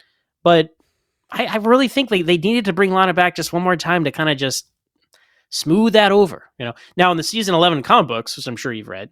I've not. Which I'm sure you haven't read. I know this. I know. Like, it's this sort of thing where and I've had conversations with friends of mine who are fellow Smallville fans, and they cannot believe I will get to it. I'll be honest. I can't even say like, oh, I haven't had a chance. I've had this hang up about reading them. I just sort of feel like the show was the show. And like the animated series that I know Welling and Rosenbaum are like real keen on getting off the ground. That I guess would be different to me, but with I don't know.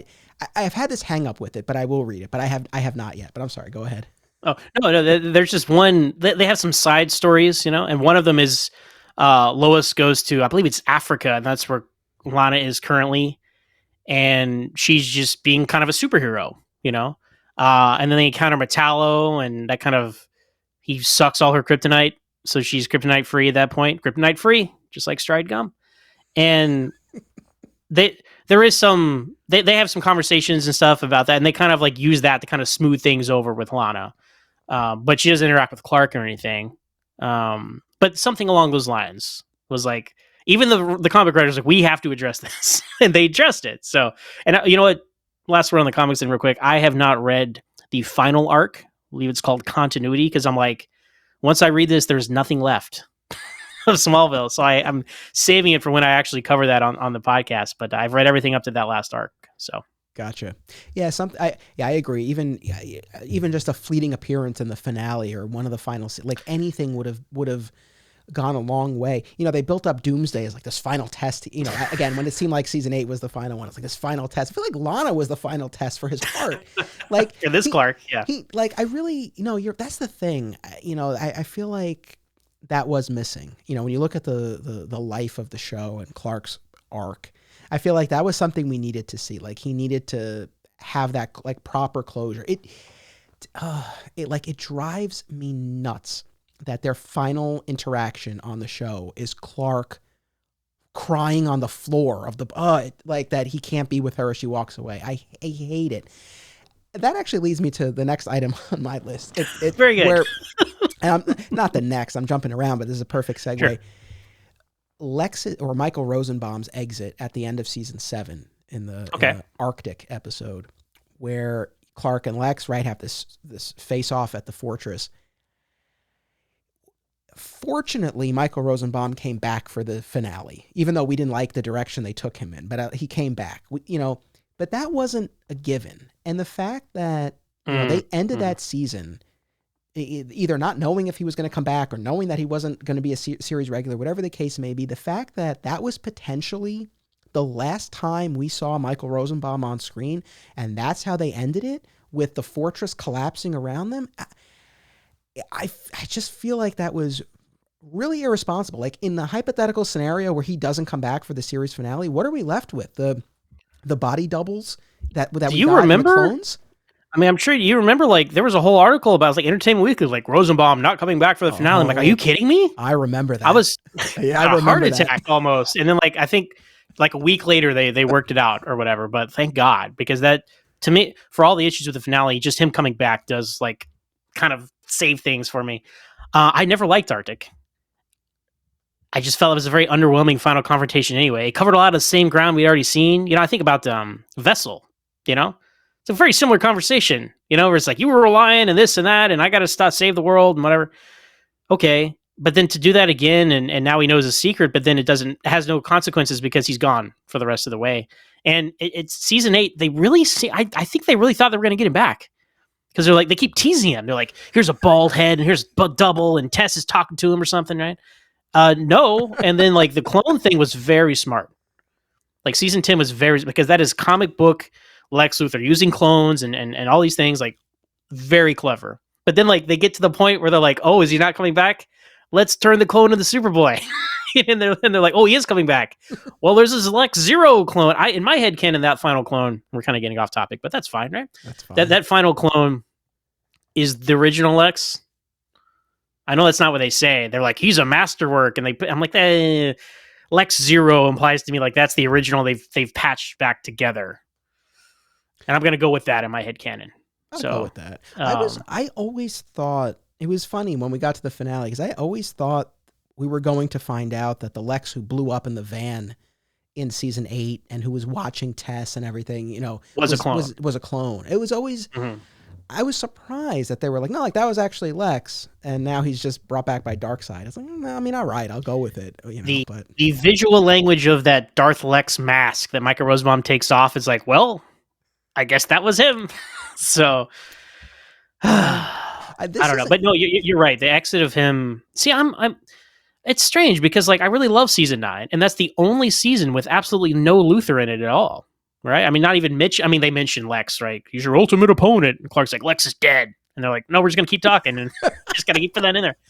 I love that Dr. Fate scene where he's just like, all right, buddy. I don't know what to tell you. But it's almost like if he could not pass a certain point with these characters, it was almost good that Lex got removed. Because it made Clark like Clark. I wish like season 9 Clark could interact with like season 6 Lex. You know, like these peak versions of the characters, right?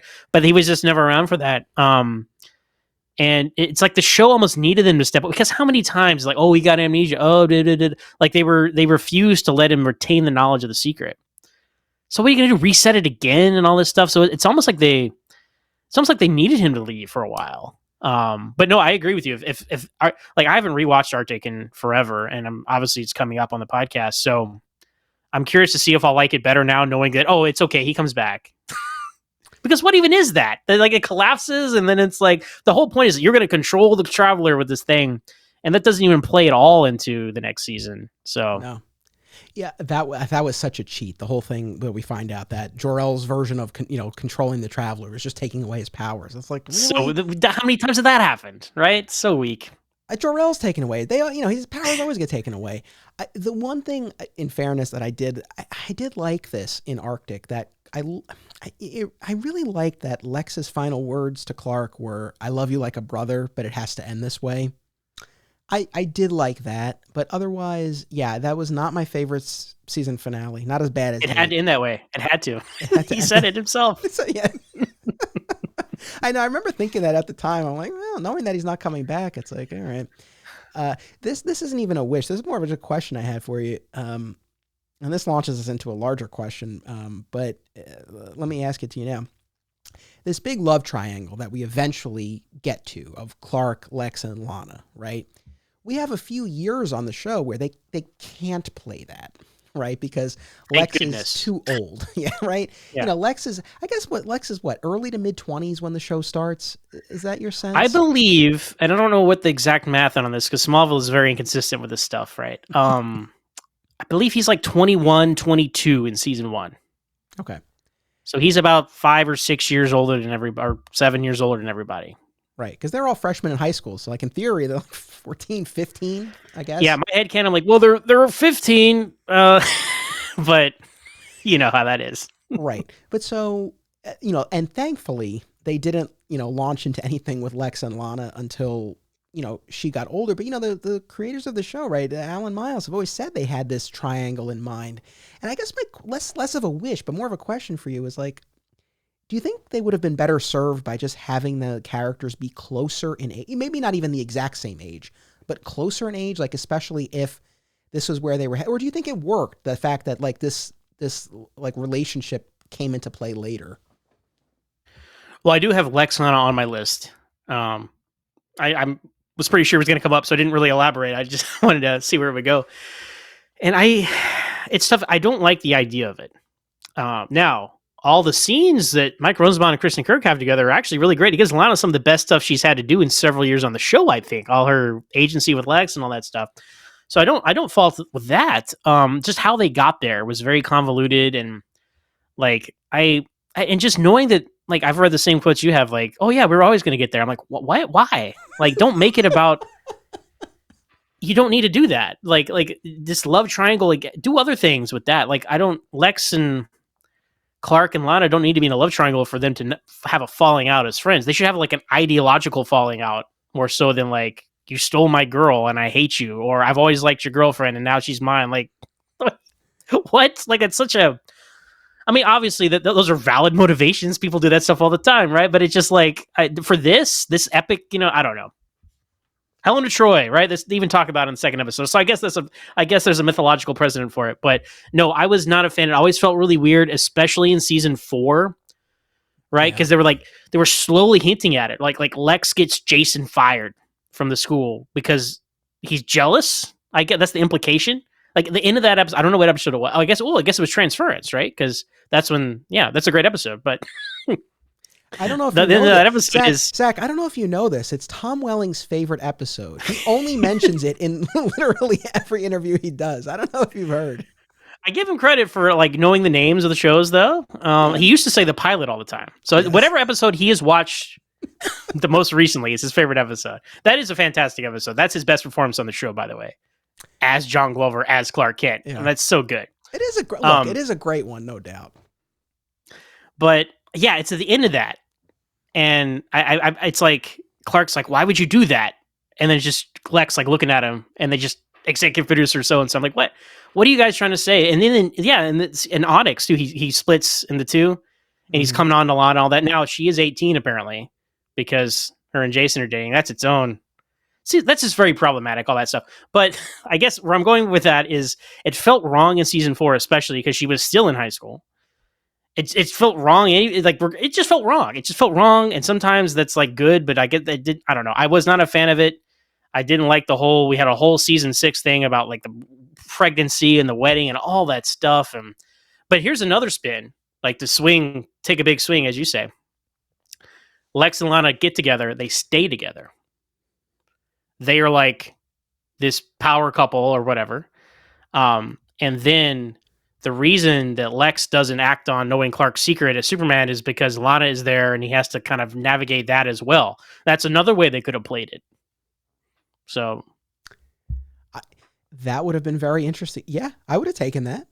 Well, because it's like, well, instead, what did we get? We got the Clark and Lana finally together in season 7, and just a different, like, you know, season 7 is just a reset to what they already had in season 5, and it's like, what?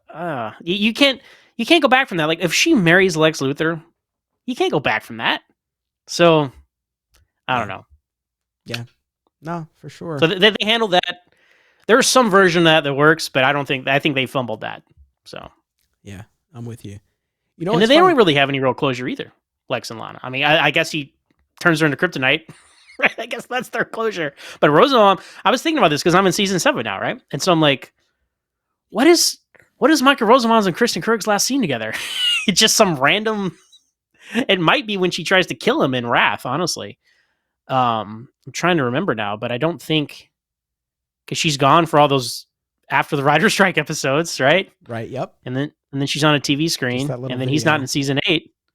So it's got. I probably already talked about it, and I didn't even realize it. That it was the last scene between Michael Rosenbaum and Kristen Kirk. That's the thing, and that's my whole point about it. They elevate these certain things to this importance, but they demand resolution or at least some sort of conclusion. But just due to the nature of the show, they just never got a chance to. So yeah, Lexana. I don't know anyone who was a fan of that. Like as if like them as a couple. Like we're not supposed to be, right? Well, I mean that's the thing, right? Like with the internet, it's like that. You know, there's fans of every possible combination. So it's like I'm sure there are those out there who like it, but no, it felt wrong. I think is probably what I would subscribe to as well. The beginning of the Promise episode where they're playing the Snow Patrol song, "You Could Be Happy." I like that, but that was pretty rough. The only time I like it is Lexmas. Yes, yeah, well, because he's happy, and it's like this alternate reality, wishful fantasy life of Lex. And you're like, okay, and you don't know how they got there or anything. You just know that works. Fine, leave it there.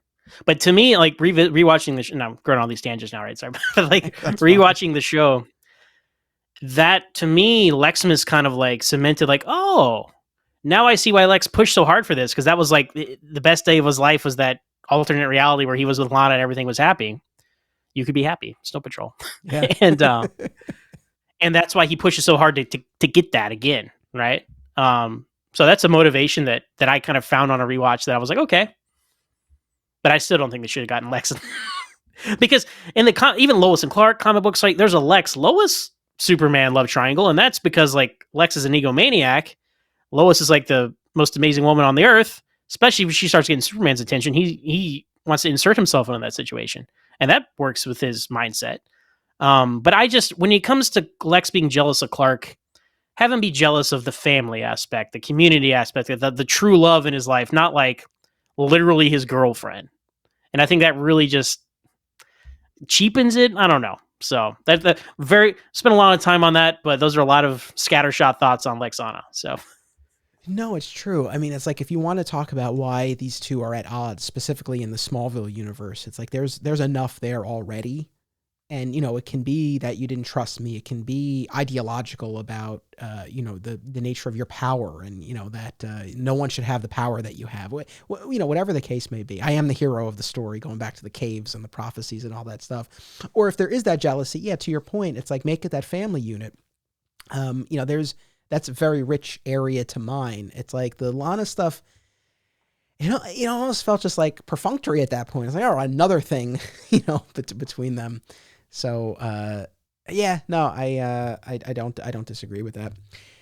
it's so funny to me. We spent the beginning part railing on the against the season 8 finale. We haven't gotten to it yet. So I'll go there next with the season 8 finale. And I guess there, at least in my mind, two main things, and you might have more. But one was certainly that the Clark Doomsday battle was a major letdown. And it's the sort of thing, if it had happened in episode 8 or 10, okay, I'll take what we got. But you build up a 22 episode season to that, and we get a couple of punches, and then Clark just tackling him and flying him into the power plant. Major letdown. And then I'll toss this to you, and anything you want to expand on that, please feel free. But the Henry James Olsen of it all, it broke my heart. So Jimmy Olsen, or the character we thought was Jimmy Olsen, played by Aaron Ashmore, introduced in season 6, becomes a regular cast member. And in the season 8 finale, he discovers that Clark is, in fact, the red-blue blur. And I love that scene so much. I rewatched it before to get myself amped up. I rewatched a couple of scenes from the season 8 finale. I'm like, all right, now I'm ready to go. But, we have this great scene between, quote-unquote, Jimmy and Clark in the finale. He discovers Clark's secret. Clark is like, you were the only one, because Jimmy had suspected earlier in the season, and Clark's like, you were the only one. And I'm sorry I lied to you. And Jimmy's like, this is so cool. And Clark speeds off. And I just remember at the time thinking, this is great. Like, what an awesome dynamic for the new season. Because, and this, I guess, maybe ties into a larger, like, wish, not even a wish, but just like a larger take on the show. Every relationship, every dynamic, I think, got better when the character learned Clark's secret. For as much as the show was all about Clark trying to keep his secret, when Pete found out, when Chloe, like every time a character found out, it just opened up so much for them to play. And I always enjoyed that. And so the fact that it's like going into season 9 is like his pal, Jimmy, now is in on it. Like, this will be great. And he's instantly killed in a battle with Davis Bloom, the human side of Doomsday. And we find out at the funeral that it was actually Henry James Olsen. And what bothers me about that, I feel like it's a very cheap bait and switch for the audience and the actor. I always felt bad for Aaron Ashmore, and he's talked about it in interviews where it's like, yeah, this guy thought he was playing Jimmy Olsen for 3 seasons, and it turned out he wasn't. So did the DVD extra features, by the way. Just throwing that out there. And so it was frustrating in that respect. But you know what? I felt this at the time, and I feel it now. It's like, you know what? If you want to kill off Jimmy Olsen, have the balls to do it. Kill off, like, if you want to deviate from the mythology and you want to kill off Jimmy, it's like, all right, fine. But don't kill him off and then pretend it wasn't him all along. It bothered me to no end. That's I have rant. So many thoughts. Yeah, go for it. I have so many thoughts. So, first of all, yes, my 2 specific entries about this are Doomsday Fight and Henry James Olsen here on my list. So let's go over these together. So, Doomsday Fight, the whole season was leading towards, like, even Oliver's like, that island was my crucible, Clark. Maybe you haven't seen yours yet. I'm like, okay. Like, I was like mentally, I'm like, how can he fight Doomsday before he's Superman? Oh, Doomsday is gonna be the trigger that makes him become Superman. Okay, sure, I'll go with you on that. Even the idea of the werewolf Doomsday, I was like, okay, you won me over in the first half of season 8. I don't think Davis should ever have turned back into Davis after Bride. I think that was like a Rubicon, right? You can't go back from that. And Bride is a fantastic episode. If season 8 was half a season, it would be one of Smallville's all-time great seasons. But unfortunately, there's 10 more episodes. Legion was great, so that's kind of that middle ground. But anyway, how dare you, Smallville, give us 2 or 3 punches that Doomsday hits Clark, and that's it. It's not even a fight. It's fine. He's not Superman yet. Doomsday can kick his ass, but have some kind of fight. It's a guy in a suit, so it's not even CGI, right? Just have some grappling or some Terminator style into a building. There's so many better fights on Smallville. Even I go to the one from Combat, right? Not a great episode, but Clark fighting Titan is a fantastic fight. Thank God. Maybe this is why I love season 9 so much. Salvation is my favorite episode of the show. So, in case the entire people series. didn't know that's where I'm coming from. Yeah. I'm a contradiction. Because seasons 1 through 3, I like the early Smallville. What's your favorite episode? Oh, Salvation. What are you talking about? We're all contradictions in our own way as fans. But that rooftop scene in the rain is one of my absolute favorites. My and absolute it makes favorites. up for this fight. Like, thank God. It's like they knew, like, I'm like, okay, you saw people were so mad about this fight in season 8. You made sure to deliver in season 9. And I was so thankful for that, but it's so weak. Like Doomsday, like he did more damage in Bride than he did in Doomsday almost, right? You even have the Justice League guy, just Legion guy, Lightning Lad, not Cosmic Boy, Cosmic Lad, whatever their names are. Nothing on this earth will stop him from killing you. Like, you're hyping it up so much. And then their loophole is like, he tells Chloe Clark Kent is dead and he walks off and he fills the dreams out. Like, what is that? And that's why I didn't watch the show for half the season, because of that nonsense. Do you remember all the speculation like on the message boards after that? With the fadeaway of like what that meant? Yeah. Yeah. It was so weird. But you try to apply like common sense to what you saw and you can't. So it was just it was unacceptable, Smallville. Like, after Arctic was like, I thought Arctic was kind of a mediocre finale, and then that I was like, man, we're in, but thank God for season 9 showing up and saving the day after that. But that was just, and did you expect him to ever bring Doomsday back, or did you think that was it for him? I thought that was it. I felt like once Clark, threw him into the power plant and it exploded, my takeaway was, okay, he's buried underneath that. And then then the death of Superman happens. Yeah. Right. Like, in the future, he'll bust out of there. That was kind of what my take was. But I agree with you. The what they set up at the beginning of the season, that Doomsday would be the final test before becoming Superman, I had the same thought you did. I'm like, okay, like, that's, again, a major deviation, but so much of the show was him experiencing things way earlier than we typically see in the mythology. And I thought that, again, especially with, his primary antagonist being gone from the show, it's like, okay, you give him this physical battle, this gauntlet that he has to go through, and then he'll be like, I was like, all right, I could get on board with that. I remember there's a commentary track for one of the season 8 episodes. I forget which episode, but it's Legion. And Jeff Johns is talking with one of the producers on the commentary track. I remember on the commentary, I guess they recorded it before the season finale aired. I remember he was like, oh, is there going to be a big battle with Doomsday in the finale? And the producer was like, as big as we can make it. It's like, wow. On the back lot, that street that we see every episode. Epic fail. Just so sad. But then Henry James Olsen, it's, and I don't even know what they were trying to say with that. They're like, okay, so Clark separates Doomsday from Davis Bloom. He's like, okay, good. Davis is going to be good and Doomsday is bad, but no, human nature is also evil. So Davis Bloom just literally kills Jimmy Olsen by shoving a pipe through him because he's jealous about Chloe and Jimmy. That's a whole love triangle was awful. Like Jimmy and Davis and Chloe. And see, both of those things, to me, we talked about Doomsday getting put in the bottom of the earth because of the comics. It's like, oh, well, Jimmy was too old, so we had to kill him because of the comics. Like, it's the same thing we were talking about at the beginning of the conversation with like bumbling Clark and Lex not knowing Clark's secret. It's like, but why? Like, this is your own this is your own version. Like, there are no movies right now, by the way, right? So there's not going to be Superman Returns 2. Man of Steel's in the future. You were the only Superman thing. So even with WV's strange mindset about like you have to, but that's why we got crystals in the fortress in season 5 because Superman Returns came out, and that's its own conversation. But why change things like Jimmy? You brought Jimmy Olsen on as a main character for 3 years, and honestly, I wasn't that big of a fan of him because just the way they used him, he was always like the butt, and he's a comic relief character, Jimmy Olsen, for the most part. He is. But like he was just the butt of so many jokes, and like because people were lying to him all the time. Like I felt bad for him. Like Chloe, everybody's like, "Could you leave? The adults need to talk." That's how I felt all the time with him around, right? And Chloe was an awful girlfriend to him too.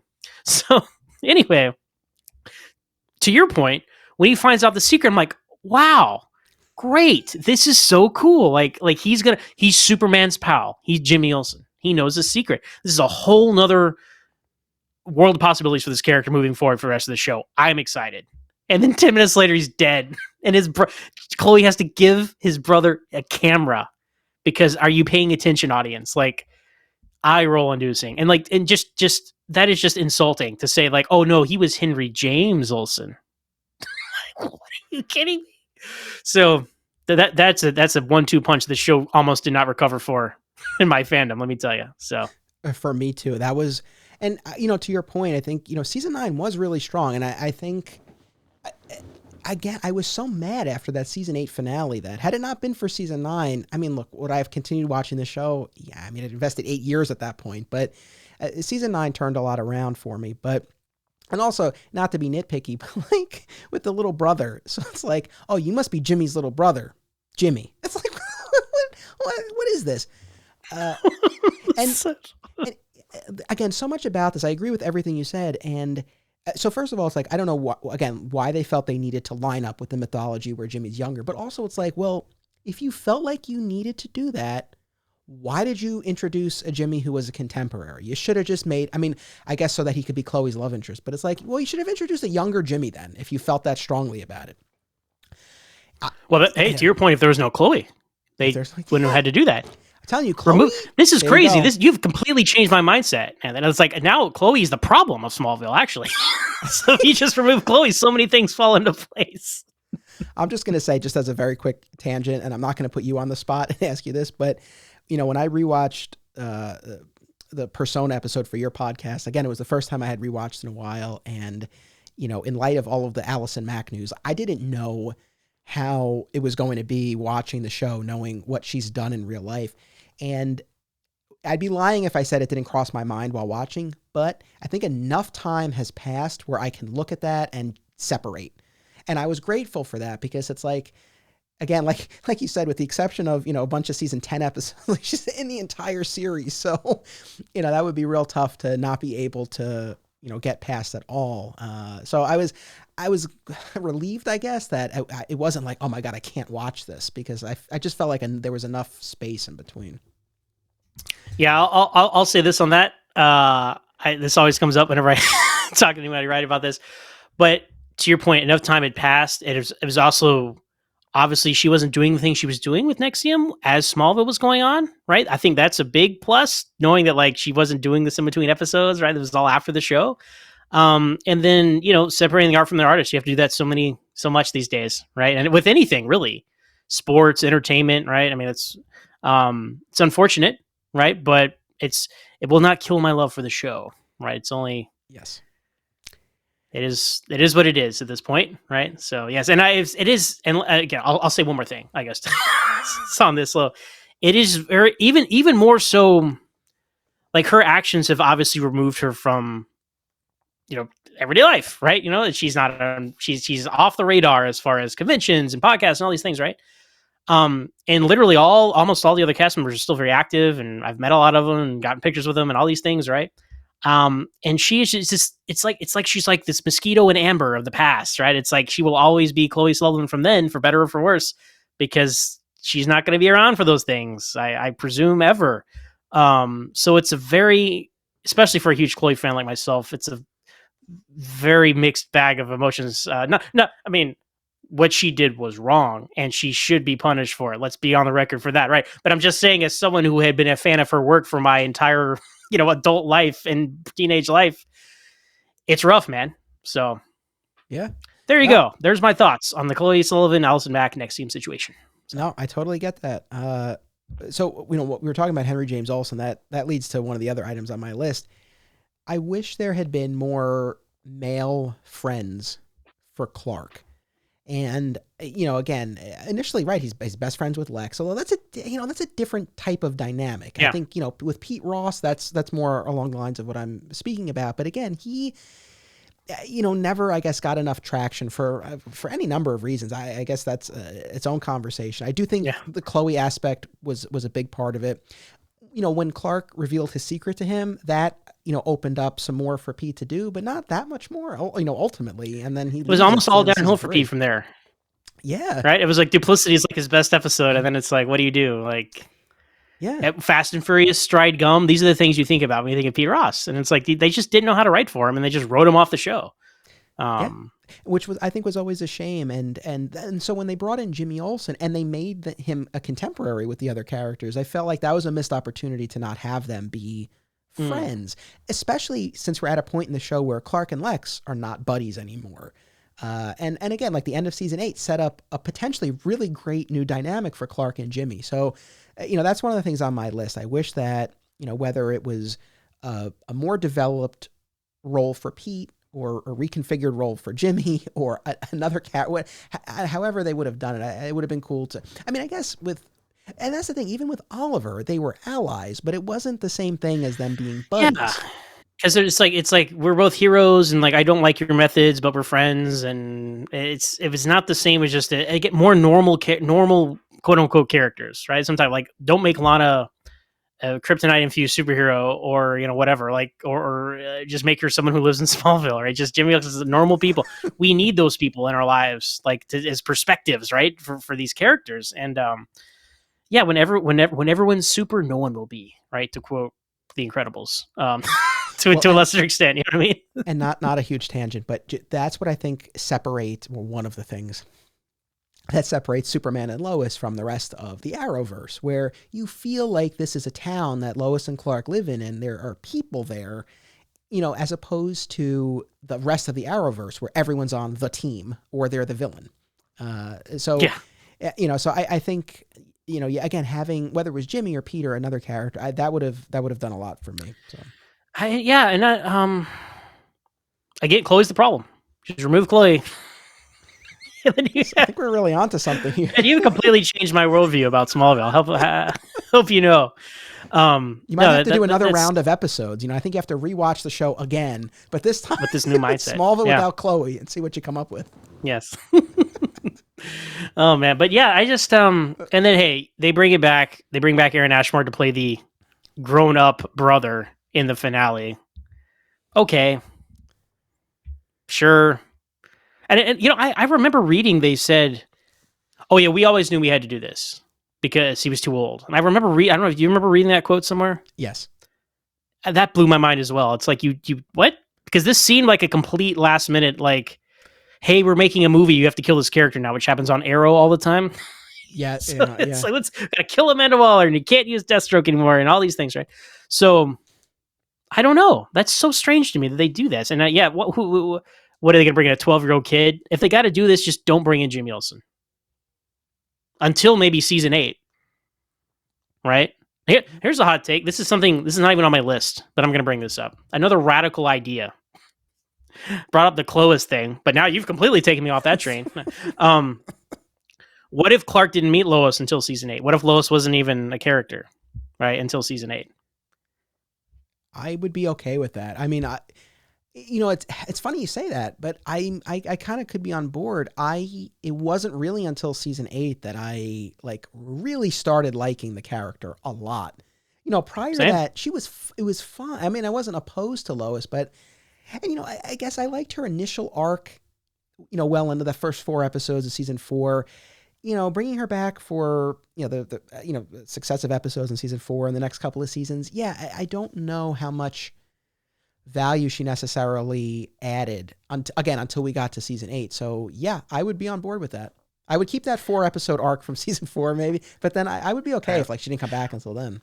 Well, then it becomes the thing, well, we got to secure this actress for 5 years from now. And it's like, I understand the mechanics of, right, the weekly television show and broadcast TV. But, and then of course they never thought they were going to go 8 seasons. So it's not like, wait, we got to save Lois from there. I don't know. Like, do you like the Lois on the show at all?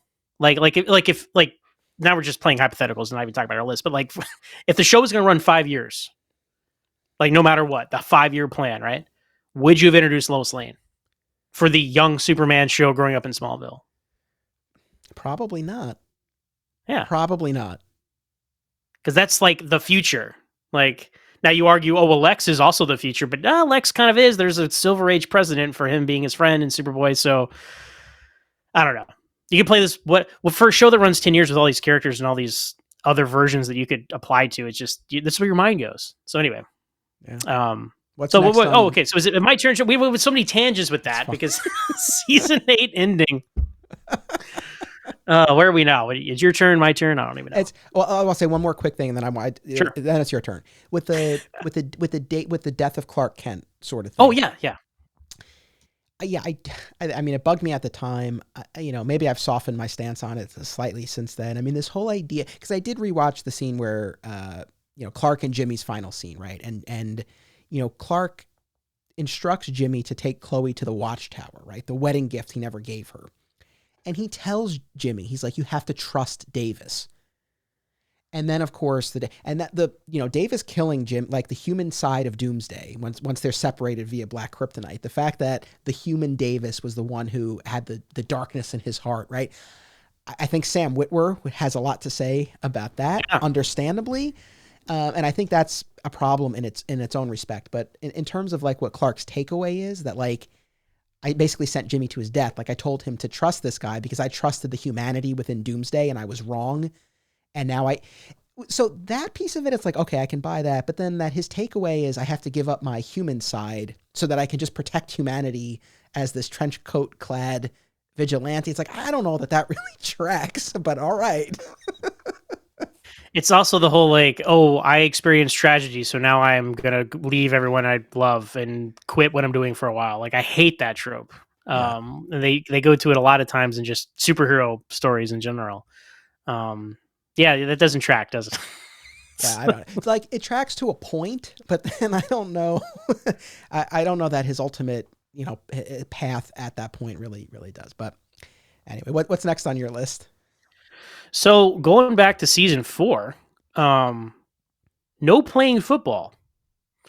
Oh. This is an issue I had with season 4 because they had already established this in season 1.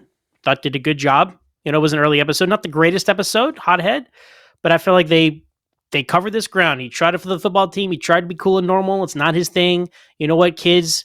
There are other things out there than football, right? And it's like, and I love football. I didn't play football. I was in marching band, so maybe that's why I was like identified with Clark not playing football. Maybe that's why. Maybe that's where the real problem was. But like they talk about so well, like, hey man, like, well, even Superman the movie, right? You're here for a reason. It's not to score touchdowns, right? Jonathan tells him in Smallville, you're here for a lot more important things than winning football games. Cool, great.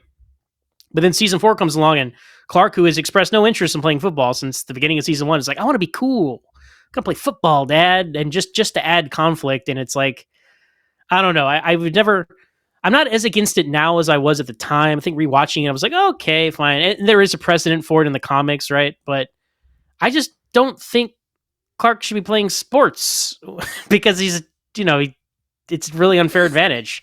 And he's like, oh, I won't use my powers. It doesn't work that way. So I was not a fan of him playing football, especially again, since they already covered why he shouldn't earlier in the show.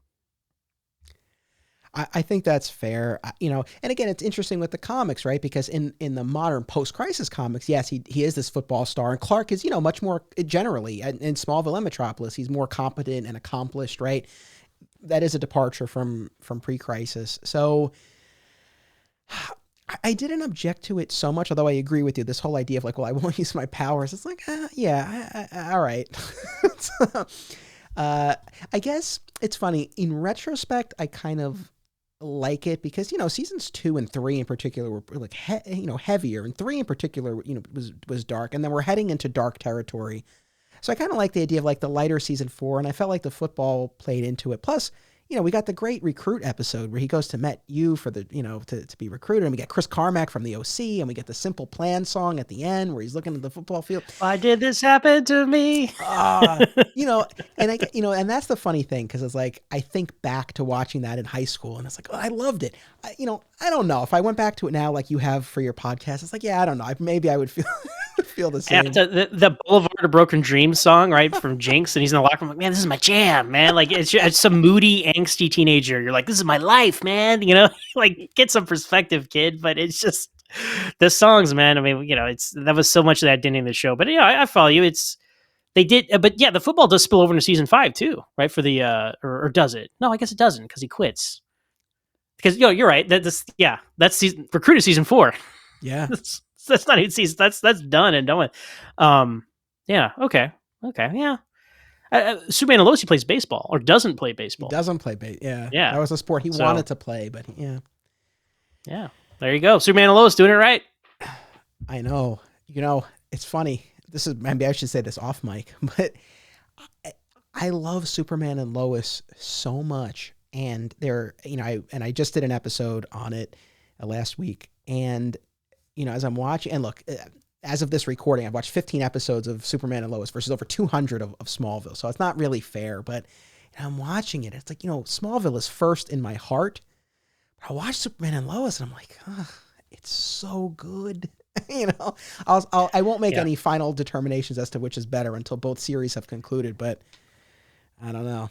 Superman and Lois has a lot of potential. I'll say this, the Superman flashback origin episode, right, with him and Lois and all that, like, it's fantastic. That might be my favorite version of him coming to Metropolis, meeting Lois, their relationship, her reaction to him as Superman, and then her relationship with him starting his car. Like, that is so well done. That is better than it has any business being. I was shocked. That was like, this is crazy. Like, so you're right, a small sample size. So we'll see if they can hold up over 10 seasons, right? But man, they knocked it out of the park. So, yeah, for sure. Well, speaking of recruit and football and all that stuff, I touched on this earlier, but one of my wishes is that Clark had not dropped out of college. In fact, all of the characters, with the exception of Chloe, who we find out was like going to school at night off screen, right? Like, yeah, they all drop out of school, which I think sends the wrong message, especially since they all end up with these terrific jobs at like the New York Times equivalent. It's like, well, I don't think that really works like that. But again, we touched on this at the very beginning, and I know, again, this has come up on your show a lot, the nebulous, college dropout years, or the phantom zone years, whatever you want to call them. I feel it's a classier way to put it. Yeah. The show generally and Clark's development really stalled, I felt, in those seasons. And had he been in school, I feel like it would have given the character some direction. It would have given the show a little structure and momentum. And you could, like the little bit of time where he is in college at the beginning of season 5, they use that as a vehicle to introduce Milton Fine, James Bond, right?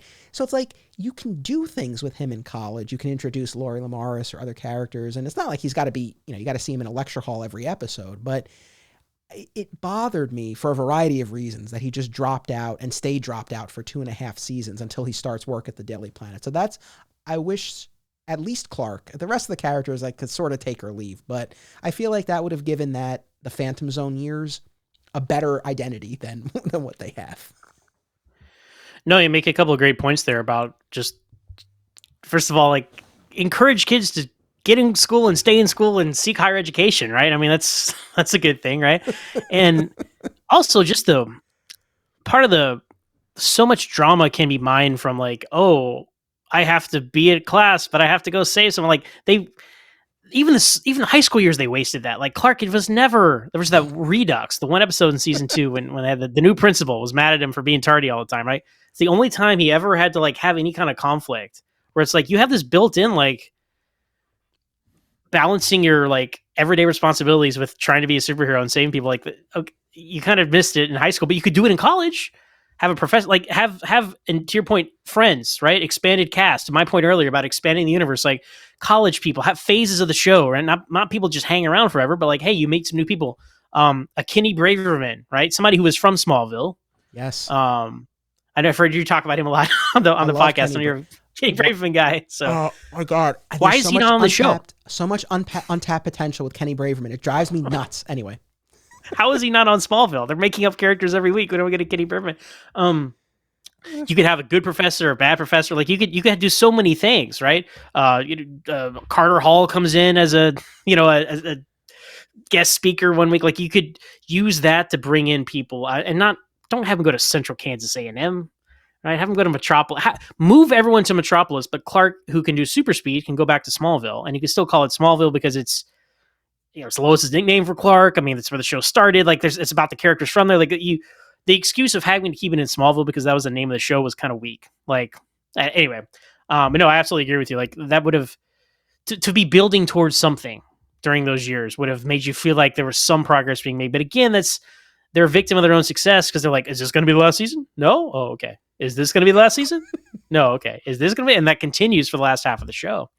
But there's so much they could have done there with him in college, and then getting a degree, which he doesn't even get the job at the Daily Planet because of Perry White. Like, you set that up in Perry gets him unfired in season 9 or something, but that's like, No, like, and I understand you don't have Michael McKean every week, but have him on a phone call like they did in the finale or through a door. So there's ways to do it. The whole transition to the professional life of these characters was poorly handled.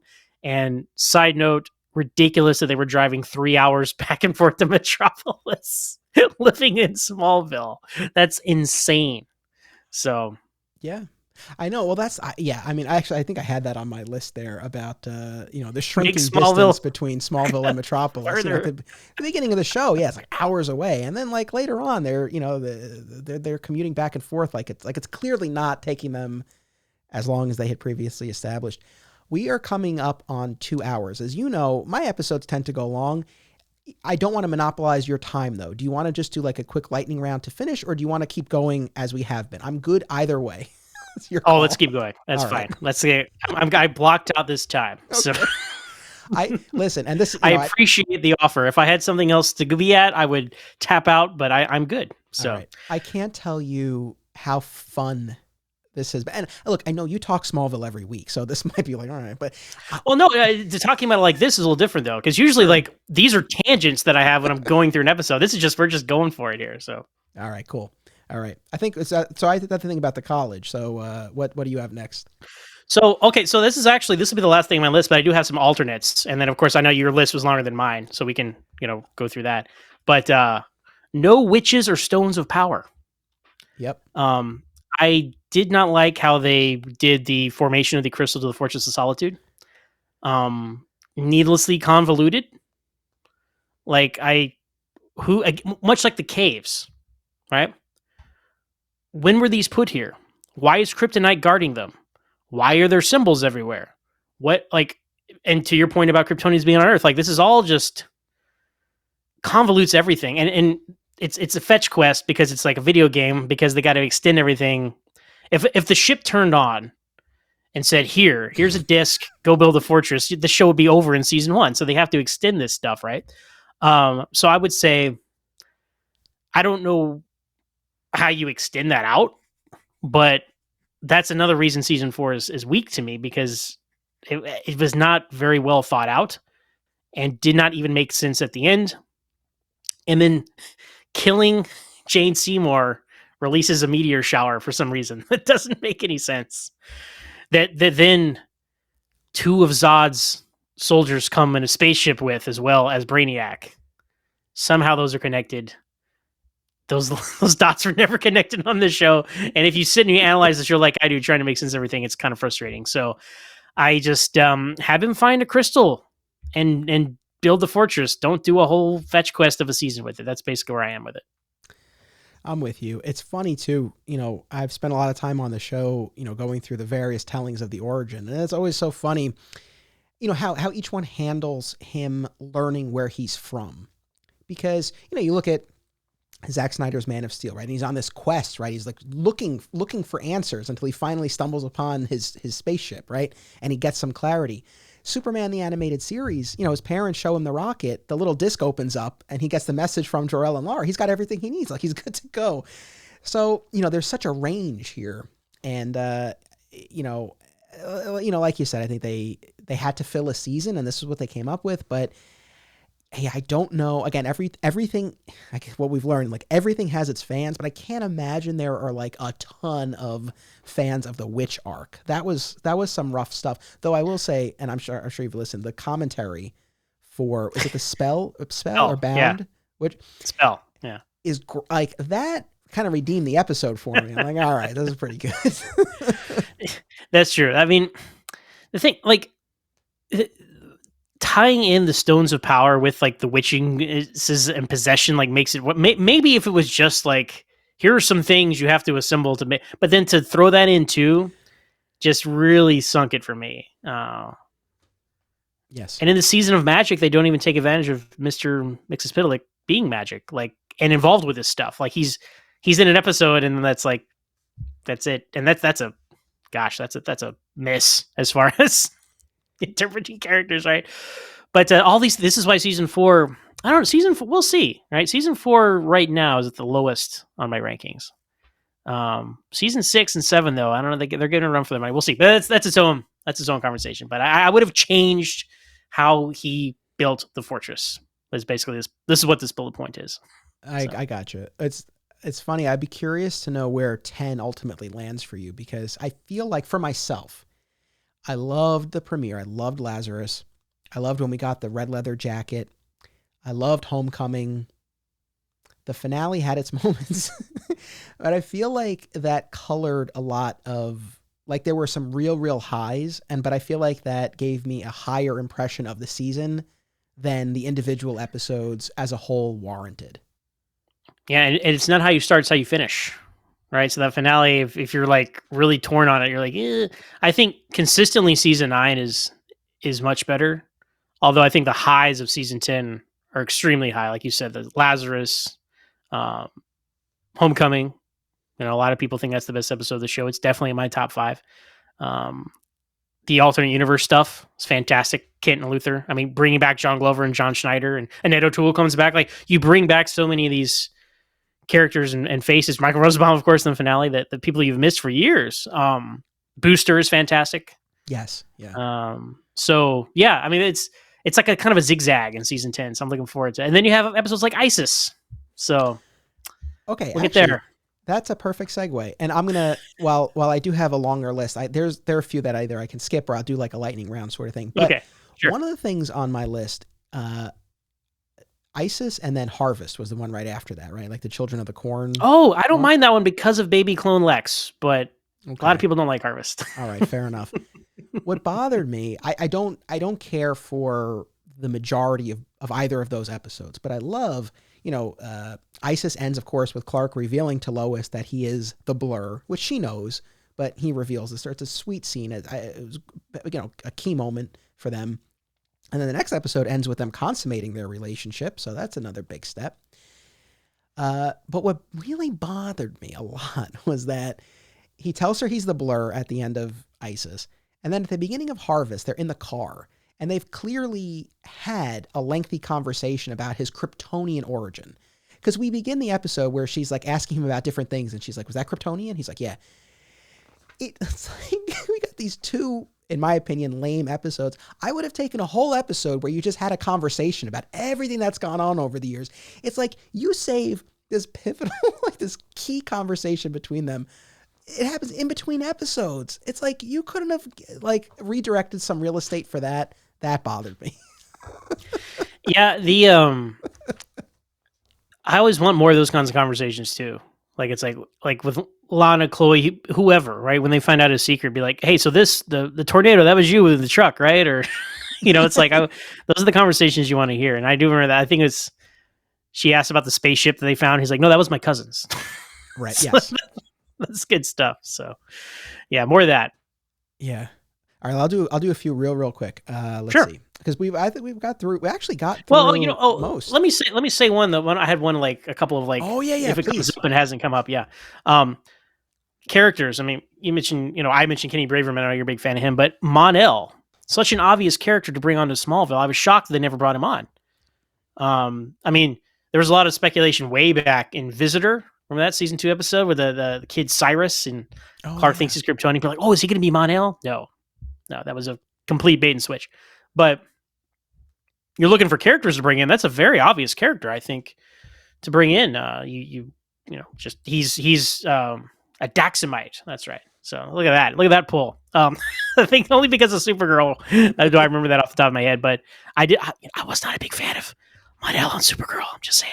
But I think he would have fit in perfectly with like the production limitations, if you will, of Smallville. Part of Mon-El's story is he crash lands in Smallville. Like, it's like, if you're looking for stories, and clearly they were able to bring on other Kryptonians by this point, but between all of the Zod and all his people, and then Kara, and then Zor-El, and Jor-El himself, and all these people showing up, Lara, you could have used him, and that would have made a lot more sense than a lot of the things they did. So I'm on board with that. Actually, one of the things on my list that is a perfect complement to that, John Henry Irons, aka Steel. And he could have served a number of different functions, but he could have potentially been a friend, like I wanted more friends for Clark. But you could just see him like fitting in as like a scientist at working for Lex, but then he breaks off because he knows what Lex is doing isn't right. Whatever. And they brought in Connor Kent, talking about the like the reign of the Yeah. Superman characters. Right. John Henry Irons, like that's a character that would have been cool to see. Well, yeah, and also, frankly, seeing more people of color on Smallville, that would have been fantastic. Like, because once Pete's gone, you have Yeah. Martian Manhunter and basically no one of importance, really, unfortunately. So I think that would have been great. And like you said, perfect fit, right? I mean, he's a scientist.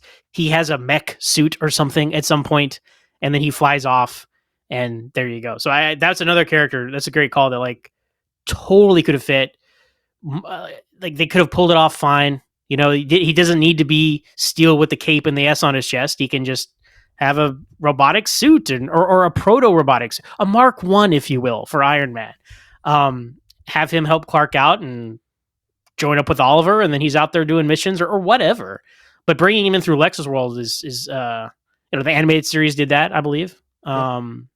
Absolutely. More John Henry Irons. So, which Superman and Lois is giving us. So, thumbs up for that. Yeah, they really nailed that. So, that's definitely one of the ones on my list.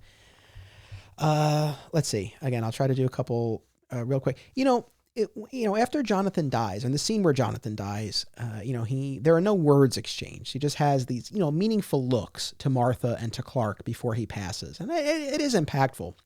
But then a few episodes later, we get Lois, or Lana, who's flatlining, and Clark, of course, gets mixed up in that, and visits the afterlife, and he has this conversation with Jonathan. And there were two things that bothered me about that. I know I'm getting very specific now with one episode, but Jonathan has this whole speech to Clark in the afterlife about how, you're going to be a hero to the whole world. You got to protect your mother. You got to keep the whole world safe. You're going to be a symbol.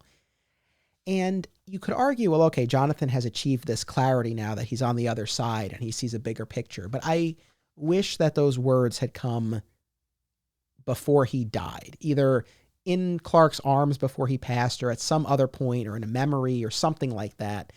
There was just something about, maybe because I didn't like that episode overall, it just felt kind of cheap that we got such a poignant scene with Jonathan in an otherwise weird episode. And also, he says to Clark in this moment that Lionel knows his secret, right? And here's the thing. If you're going to do spirits, afterlife, I prefer you keep it ambiguous. Maybe it's in Clark's head. Maybe he's literally in a spiritual plane. But when you have a character like sharing important plot information, plot points, it's like, well, okay, this is actually happening, and that's not my preference. So that's I wish that had been handled differently. Yeah, that's a fantastic scene with them in Void. It's a ridiculous concept. Obviously, ripping off flatliners, as you as you mentioned. There's some good stuff with Lex and his mom in there too, but I see what you mean though. But there was something about Reckoning where, like, they didn't have those final words. I know there's something because there's something more, tragic. But he had that eye contact, right, and saying, like, it said more, not saying anything almost. But yeah. And there's other ways Clark could have found out Lionel knew his secret. It's like, yeah, my ghost dad told me. Which actually just reminded me of something else. Ghost Dad. Actually, that's another bizarre. And I don't know what it is about current Superman properties that want to do this. I mean, Man of Steel, Batman v Superman did it as well. They basically Smallville, first episode of season 10, Lazarus, Clark sees Ghost Dad building a fence. and then Batman v Superman has Clark sees Ghost Dad talking about this kind of stuff, building a pile of rocks. I'm like, what are we doing here? It's so strange. I prefer stuff like Void, where it's like, clearly something is going on here that is influencing your perception. Maybe you are dead. Maybe this is purgatory, the afterlife. Maybe it's a hallucination. There's some external force that is causing this interaction, as opposed to just manifesting your dead father doing something and having a conversation with you, again, about important plot elements. That's one of the most bizarre shots of Smallville to me is the wedding. Jonathan Kent, Ghost Dad, cleaned up, right? He's in a black suit and collared shirt, and he's just giving Clark the nod as he comes by. And I was like, what is this? This is them saying, oh, we shouldn't have killed off Jonathan, right? And then they're Yeah. all hugging like in the barn at the beginning. I'm like, what is this? Is he a ghost? Because he clearly has his own agency, because he's like, when Clark's talking at his grave, he's like considering for a second, he reaches out, he touches his hand. It's like, what is this? I guess ghosts are real. And Santa Claus is real and ghosts are real on Smallville, basically. Yeah. So, well, and talking about plot points, I mean, he not by name, but he warns Clark about Darkseid, in Lazarus. Like, so, oh, we love this show, though. Just to it. reiterate, we love this show. So, we love it. But what are you doing, Smallville? I remember when they released photos from the finale. They released photos, and we saw Jonathan and Martha at the wedding. And I remember thinking, like, oh, like, I wonder what kind of explanation they're going to have. No explanation. Nope, no explanation. The only explanation was, oh, maybe he brought Earth to Jonathan back with him or something. Right. But that would have worked, because the end of that episode is that Jonathan going to reconcile with his Martha. So you can't like take him away from that. Anyway. Clearly, they shouldn't kill off Jonathan, and them trying to stumble. Now, I will. All this talk of ghosts got me on this, right? Because it's just you talk about Void. That should have been. I'm glad. Thank God, John Shiner did come back in season 10, because it really left me a bad taste in my mouth that the last time we see John Schneider as Jonathan Kent on Smallville is he's evil Brainiac trying to kill Clark. Yes. It's like, oh no, I don't like that at all. Like he had a great goodbye in Vengeance, right, in the videotape. That was fantastic. Then he has this great like afterlife scene, plot points aside, to your point, fair enough. But then to bring him back as a villain, I didn't like that at all. And it was that way for 4 years, Yeah, that's a really good point. Yeah, no. Well, again, it's just like with Rose, like if Rosenbaum doesn't come back, mind wipe aside, it's like the end of the show would have really been missing something. And yeah, same thing with Jonathan. But the fact that they used him as much as they did, especially in that final season and, pivotal moments with Lazarus in the finale, I think it does further. And again, I'm on record. I like when the Kents are alive. So it's like, clearly you needed the character there. We got away without Lana, even though that she would have served an important function, but we really needed Pa.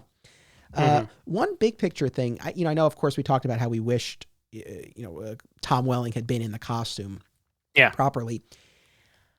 The whole no flights, no tights, I felt that at a certain point, even if it had been the beginning of season 10, we should have gotten flight. And this is not the hill I'm going to die on. I understand they really wanted to save it for the end, but I felt like the show ran so long, and it's like, you want to hold off on the costume, fine. But I felt like at a certain point, he could fly, and it wouldn't undermine the integrity of the show. It's like, we've gotten so far beyond where we thought we would go, and we're still not in the costume, but he can fly. I would have liked that, even if it was like just season 10. Yeah, I mean, their explanation is like this mental block he had or whatever. Like, okay, because you can't have the costume before the flying, so you kind of have to choose. And I don't know, like, I mean, to me, it's like, I wish season 10 was like Superman Year 1, right? Why wait at this point? Like, literally, he goes to take the costume out of the box, and Jor-El's like, nope, you can't have that. I'm like, who are you to tell me I can't? My mom made that for me. Who are you? Tell me that. So that was, I see what you mean. But then, because, I mean, they could have done that. I could see him, because he's leaping around, and they could have done. They could have pulled it off technically, is what I'm trying to think right now. And like, they had Supergirl flying all the time, and Zod and all those guys. So. And it's like, I mean, your point is well taken, and I agree. Like, this whole thing about he's holding himself back and he's not yet there. I mean, I get what they were going for, and that's why I said, like, I wouldn't go to the mat for this, but I just felt, going back to what you were saying before, and I felt this a lot as a fan. I'm sure a lot of people did too. The, one step forward, 2 steps back. And I guess I just always felt like that would have been like a huge step forward that, I think would have just gone a long way to showing like he's really taking these steps. But in any event, we didn't get that. One real small thing. I liked the red leather jacket with the with the S. I wish we had seen him in that more. And it always felt to me like almost no one else ever saw him in it, really. It was like only the Justice League guys, and yeah, but it is what it is. But I did like that for the trench coat, actually. Hot take, because the trench coat's more like a cape. I know. I like the black shirt, and I like Yeah. the spray painted S, and I like the jeans, the trench coat. I could take it. That's what makes it's flapping in the wind. It's like a cape, man. Because the red shirt, blue jacket was his costume. I'm sorry, the blue shirt, red jacket. Excuse me, I should know. I say it on the tally board in all the episodes. Was his quote unquote costume from season 2 through 8. So then I feel like going to season 10, he's just has another blue shirt, red jacket, even though it has an S on it. It feels like a step back. I feel like at least it was some kind of evolution for him to be wearing a trench coat around. But you know, point taken. But that's to our point about like the end of the show, like the finale. Like we had seen him do a shirt rip in season 9 with the black thing. I'm like, so why do I care he did a shirt rip with the blue costume and the finale? So anyway. All right. I think that actually leads me to the last thing. We got through so much. Over 2 hours, people are like, yeah, you better have after all. Yeah, but we could have spent 5 times as long on each one of these bullet points, just so you guys know. So that's true. So I'll bring this full circle here, and then of course I'll toss it to you for anything else on your list or anything that you've thought of since then. But I never liked the time jump in the finale. It felt like we've spent a decade with the character. We've spent so long with him. We don't need a time jump. Like clearly, when they had a 4 or 5 year plan, I'm sure. Well, I guess actually, Alan Miles recently said in an interview with Craig Byrne at KRYPTONITE that their original plan for the series finale in their mind was that, I know you know this, but like Clark interviewing Lex as the president, right? So that would have been so good. I would have loved that.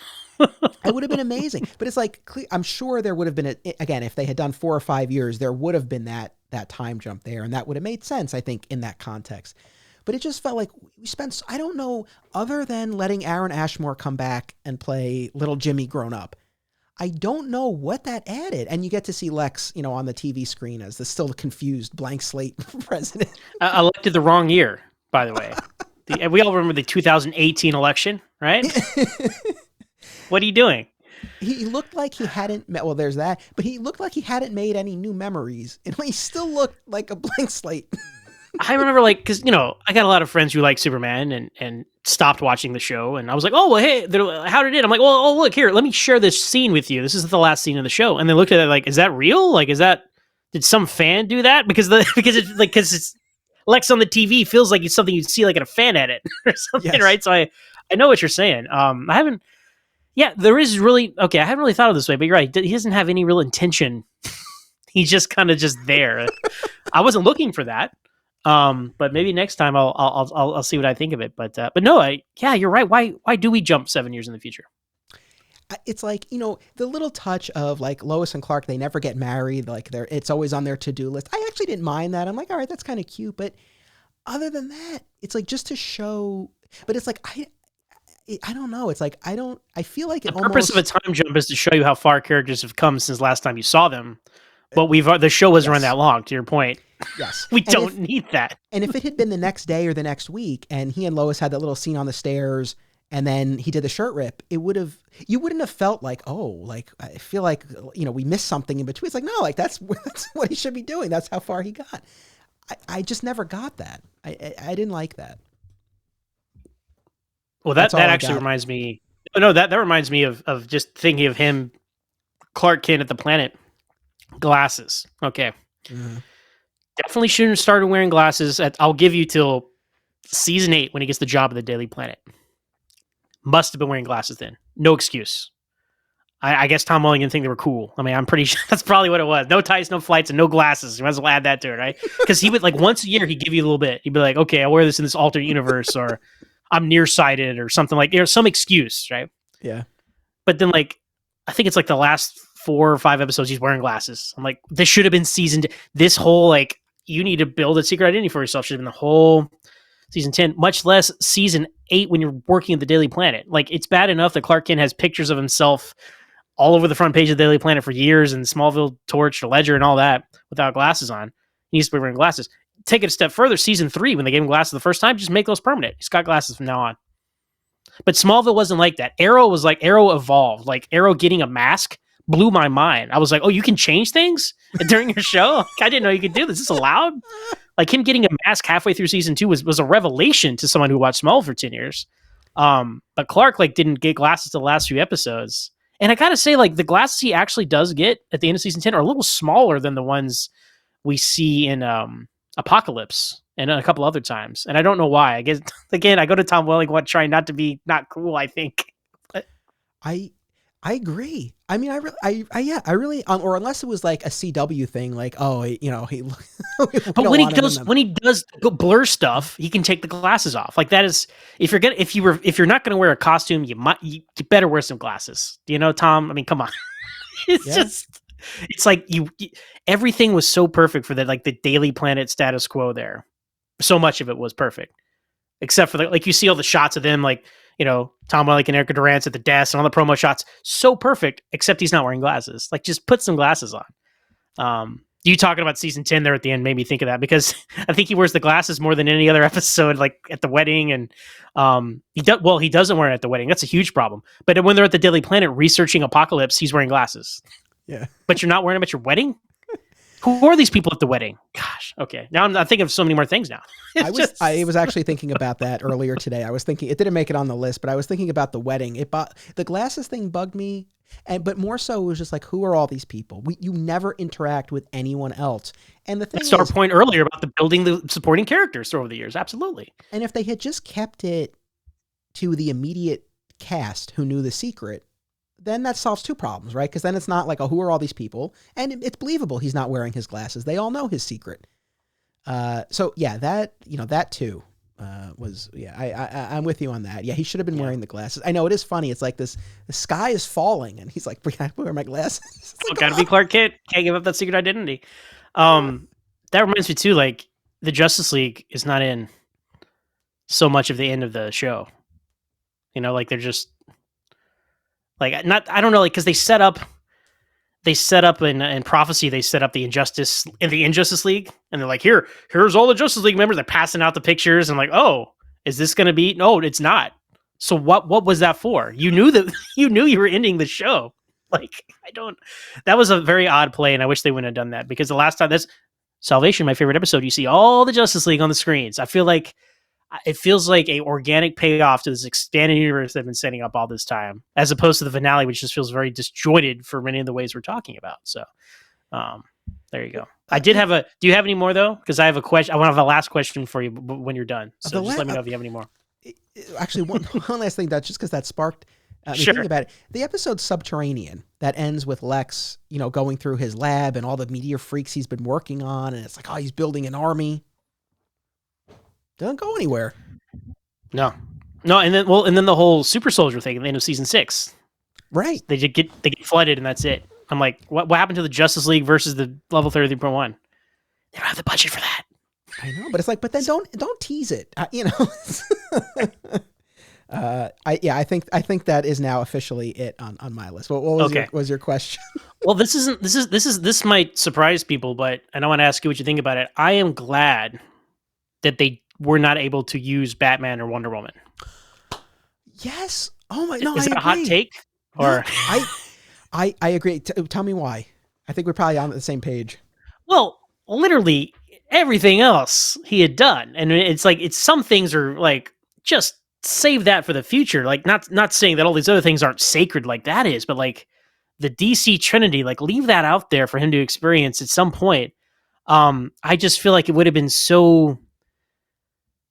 It would have underwhelmed us in some way if they tried to incorporate Batman. I mean, Adam Knight was their alleged attempt at the beginning, and then they quickly swerved. I never got a clear story on if they were ever really intended that, but they clearly were trying to make you think that that guy was Bruce Wayne for a couple episodes.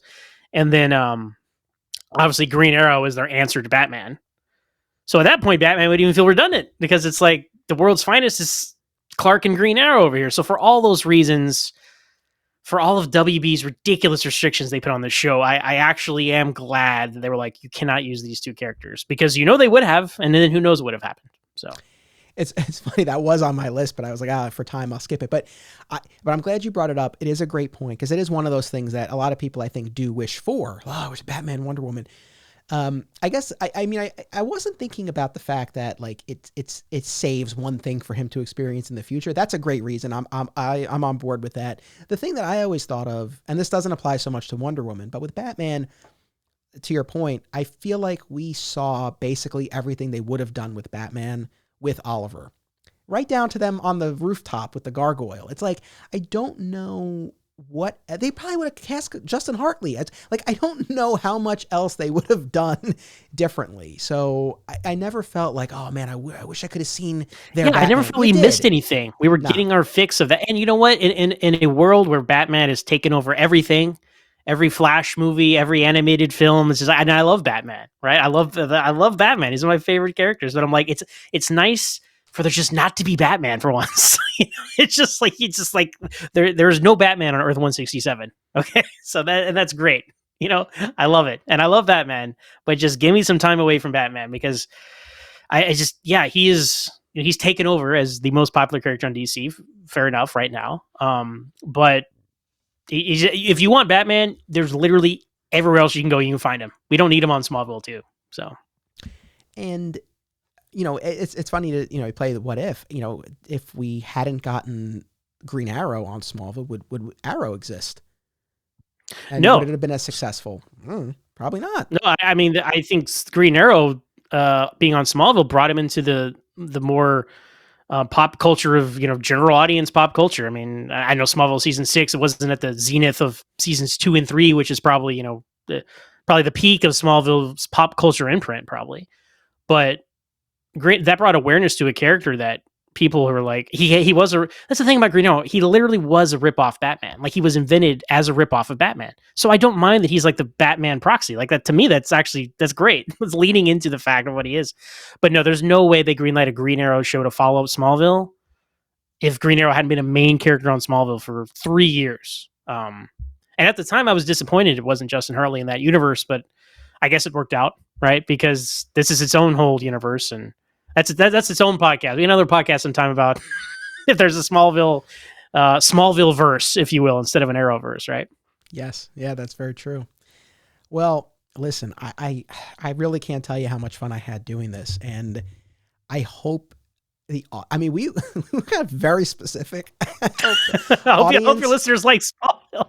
I hope talking about character details and specific episodes. I felt like we gave a good amount of context where possible, but I know we got very specific. But this was so much fun, and I hope that even if someone is listening and they're like, I'm not the biggest Smallville fan, hopefully they at least had fun with our discussion. But I honestly, I'm not blowing smoke. This was a blast. So I thank you very, very much. And is there anything else you want to say? And also, where can people check out Always Hold On to Smallville? We've said so much already, but we could have gone twice as long, for real. You guys, this was fun. Like, there's so many, when you love a show like this, obviously, and you live and breathe it for years, and it's you have strong opinions about it. So that's what all this comes from. So ultimately, like, look, I love the show we got. Would it have been a better show had it been half as long and better planned out? Yes. But I'm glad I got to have Smallville in my life for 10 years and apparently for the rest of my life, because I'm just going to be talking about this forever. So, but no, it was great. Thanks for having me on. And I'm glad we could go into some deep dive of Smallville topics. And as for me, you can find me personally on Twitter at MoronZach. That's MOOREUNZACH. I also host a couple of podcasts on the United Federation of Podcasts with some friends over there. We do Franchise Fatigue and Sasquatch. So you can check us out on Twitter at UFP Earth and see what those are all about. And then my main claim to fame, obviously, is Always Hold On to Smallville. You can find us on Twitter at Always Smallville with one S. You can find us on Facebook at Always Hold On to Smallville. And you can send us an email at alwaysmallville@gmail.com, once again, with one S. And I welcome any kind of feedback. If anybody has some hot takes about my opinions, please share them. I love bouncing back and forth with people about Smallville. That is why I do a podcast about the show. So it's very true. I echo that sentiment, and especially what you said about being grateful for having a decade of Smallville and the fact that we're still talking about it. I mean, I check in on this podcast a couple times a year. You do it every week, and I think there's a decent chance this animated series will move forward. So there'll be some new stuff to talk about. More episodes for me, man. So Yeah, no, it's an amazing thing, and again, I think most people were probably listening to this, but for anyone watching, we were smiling and laughing through all of this. So even the things that we were frustrated by, again, really, it's all with love. So again, thank you, and I hope audience, please check out Always Hold On to Smallville and all of the handles that Zach mentioned. So again, thank you so much. Thank you to the audience. We'll be back in 1 week. Until then, remember, it's about what you do. It's about action.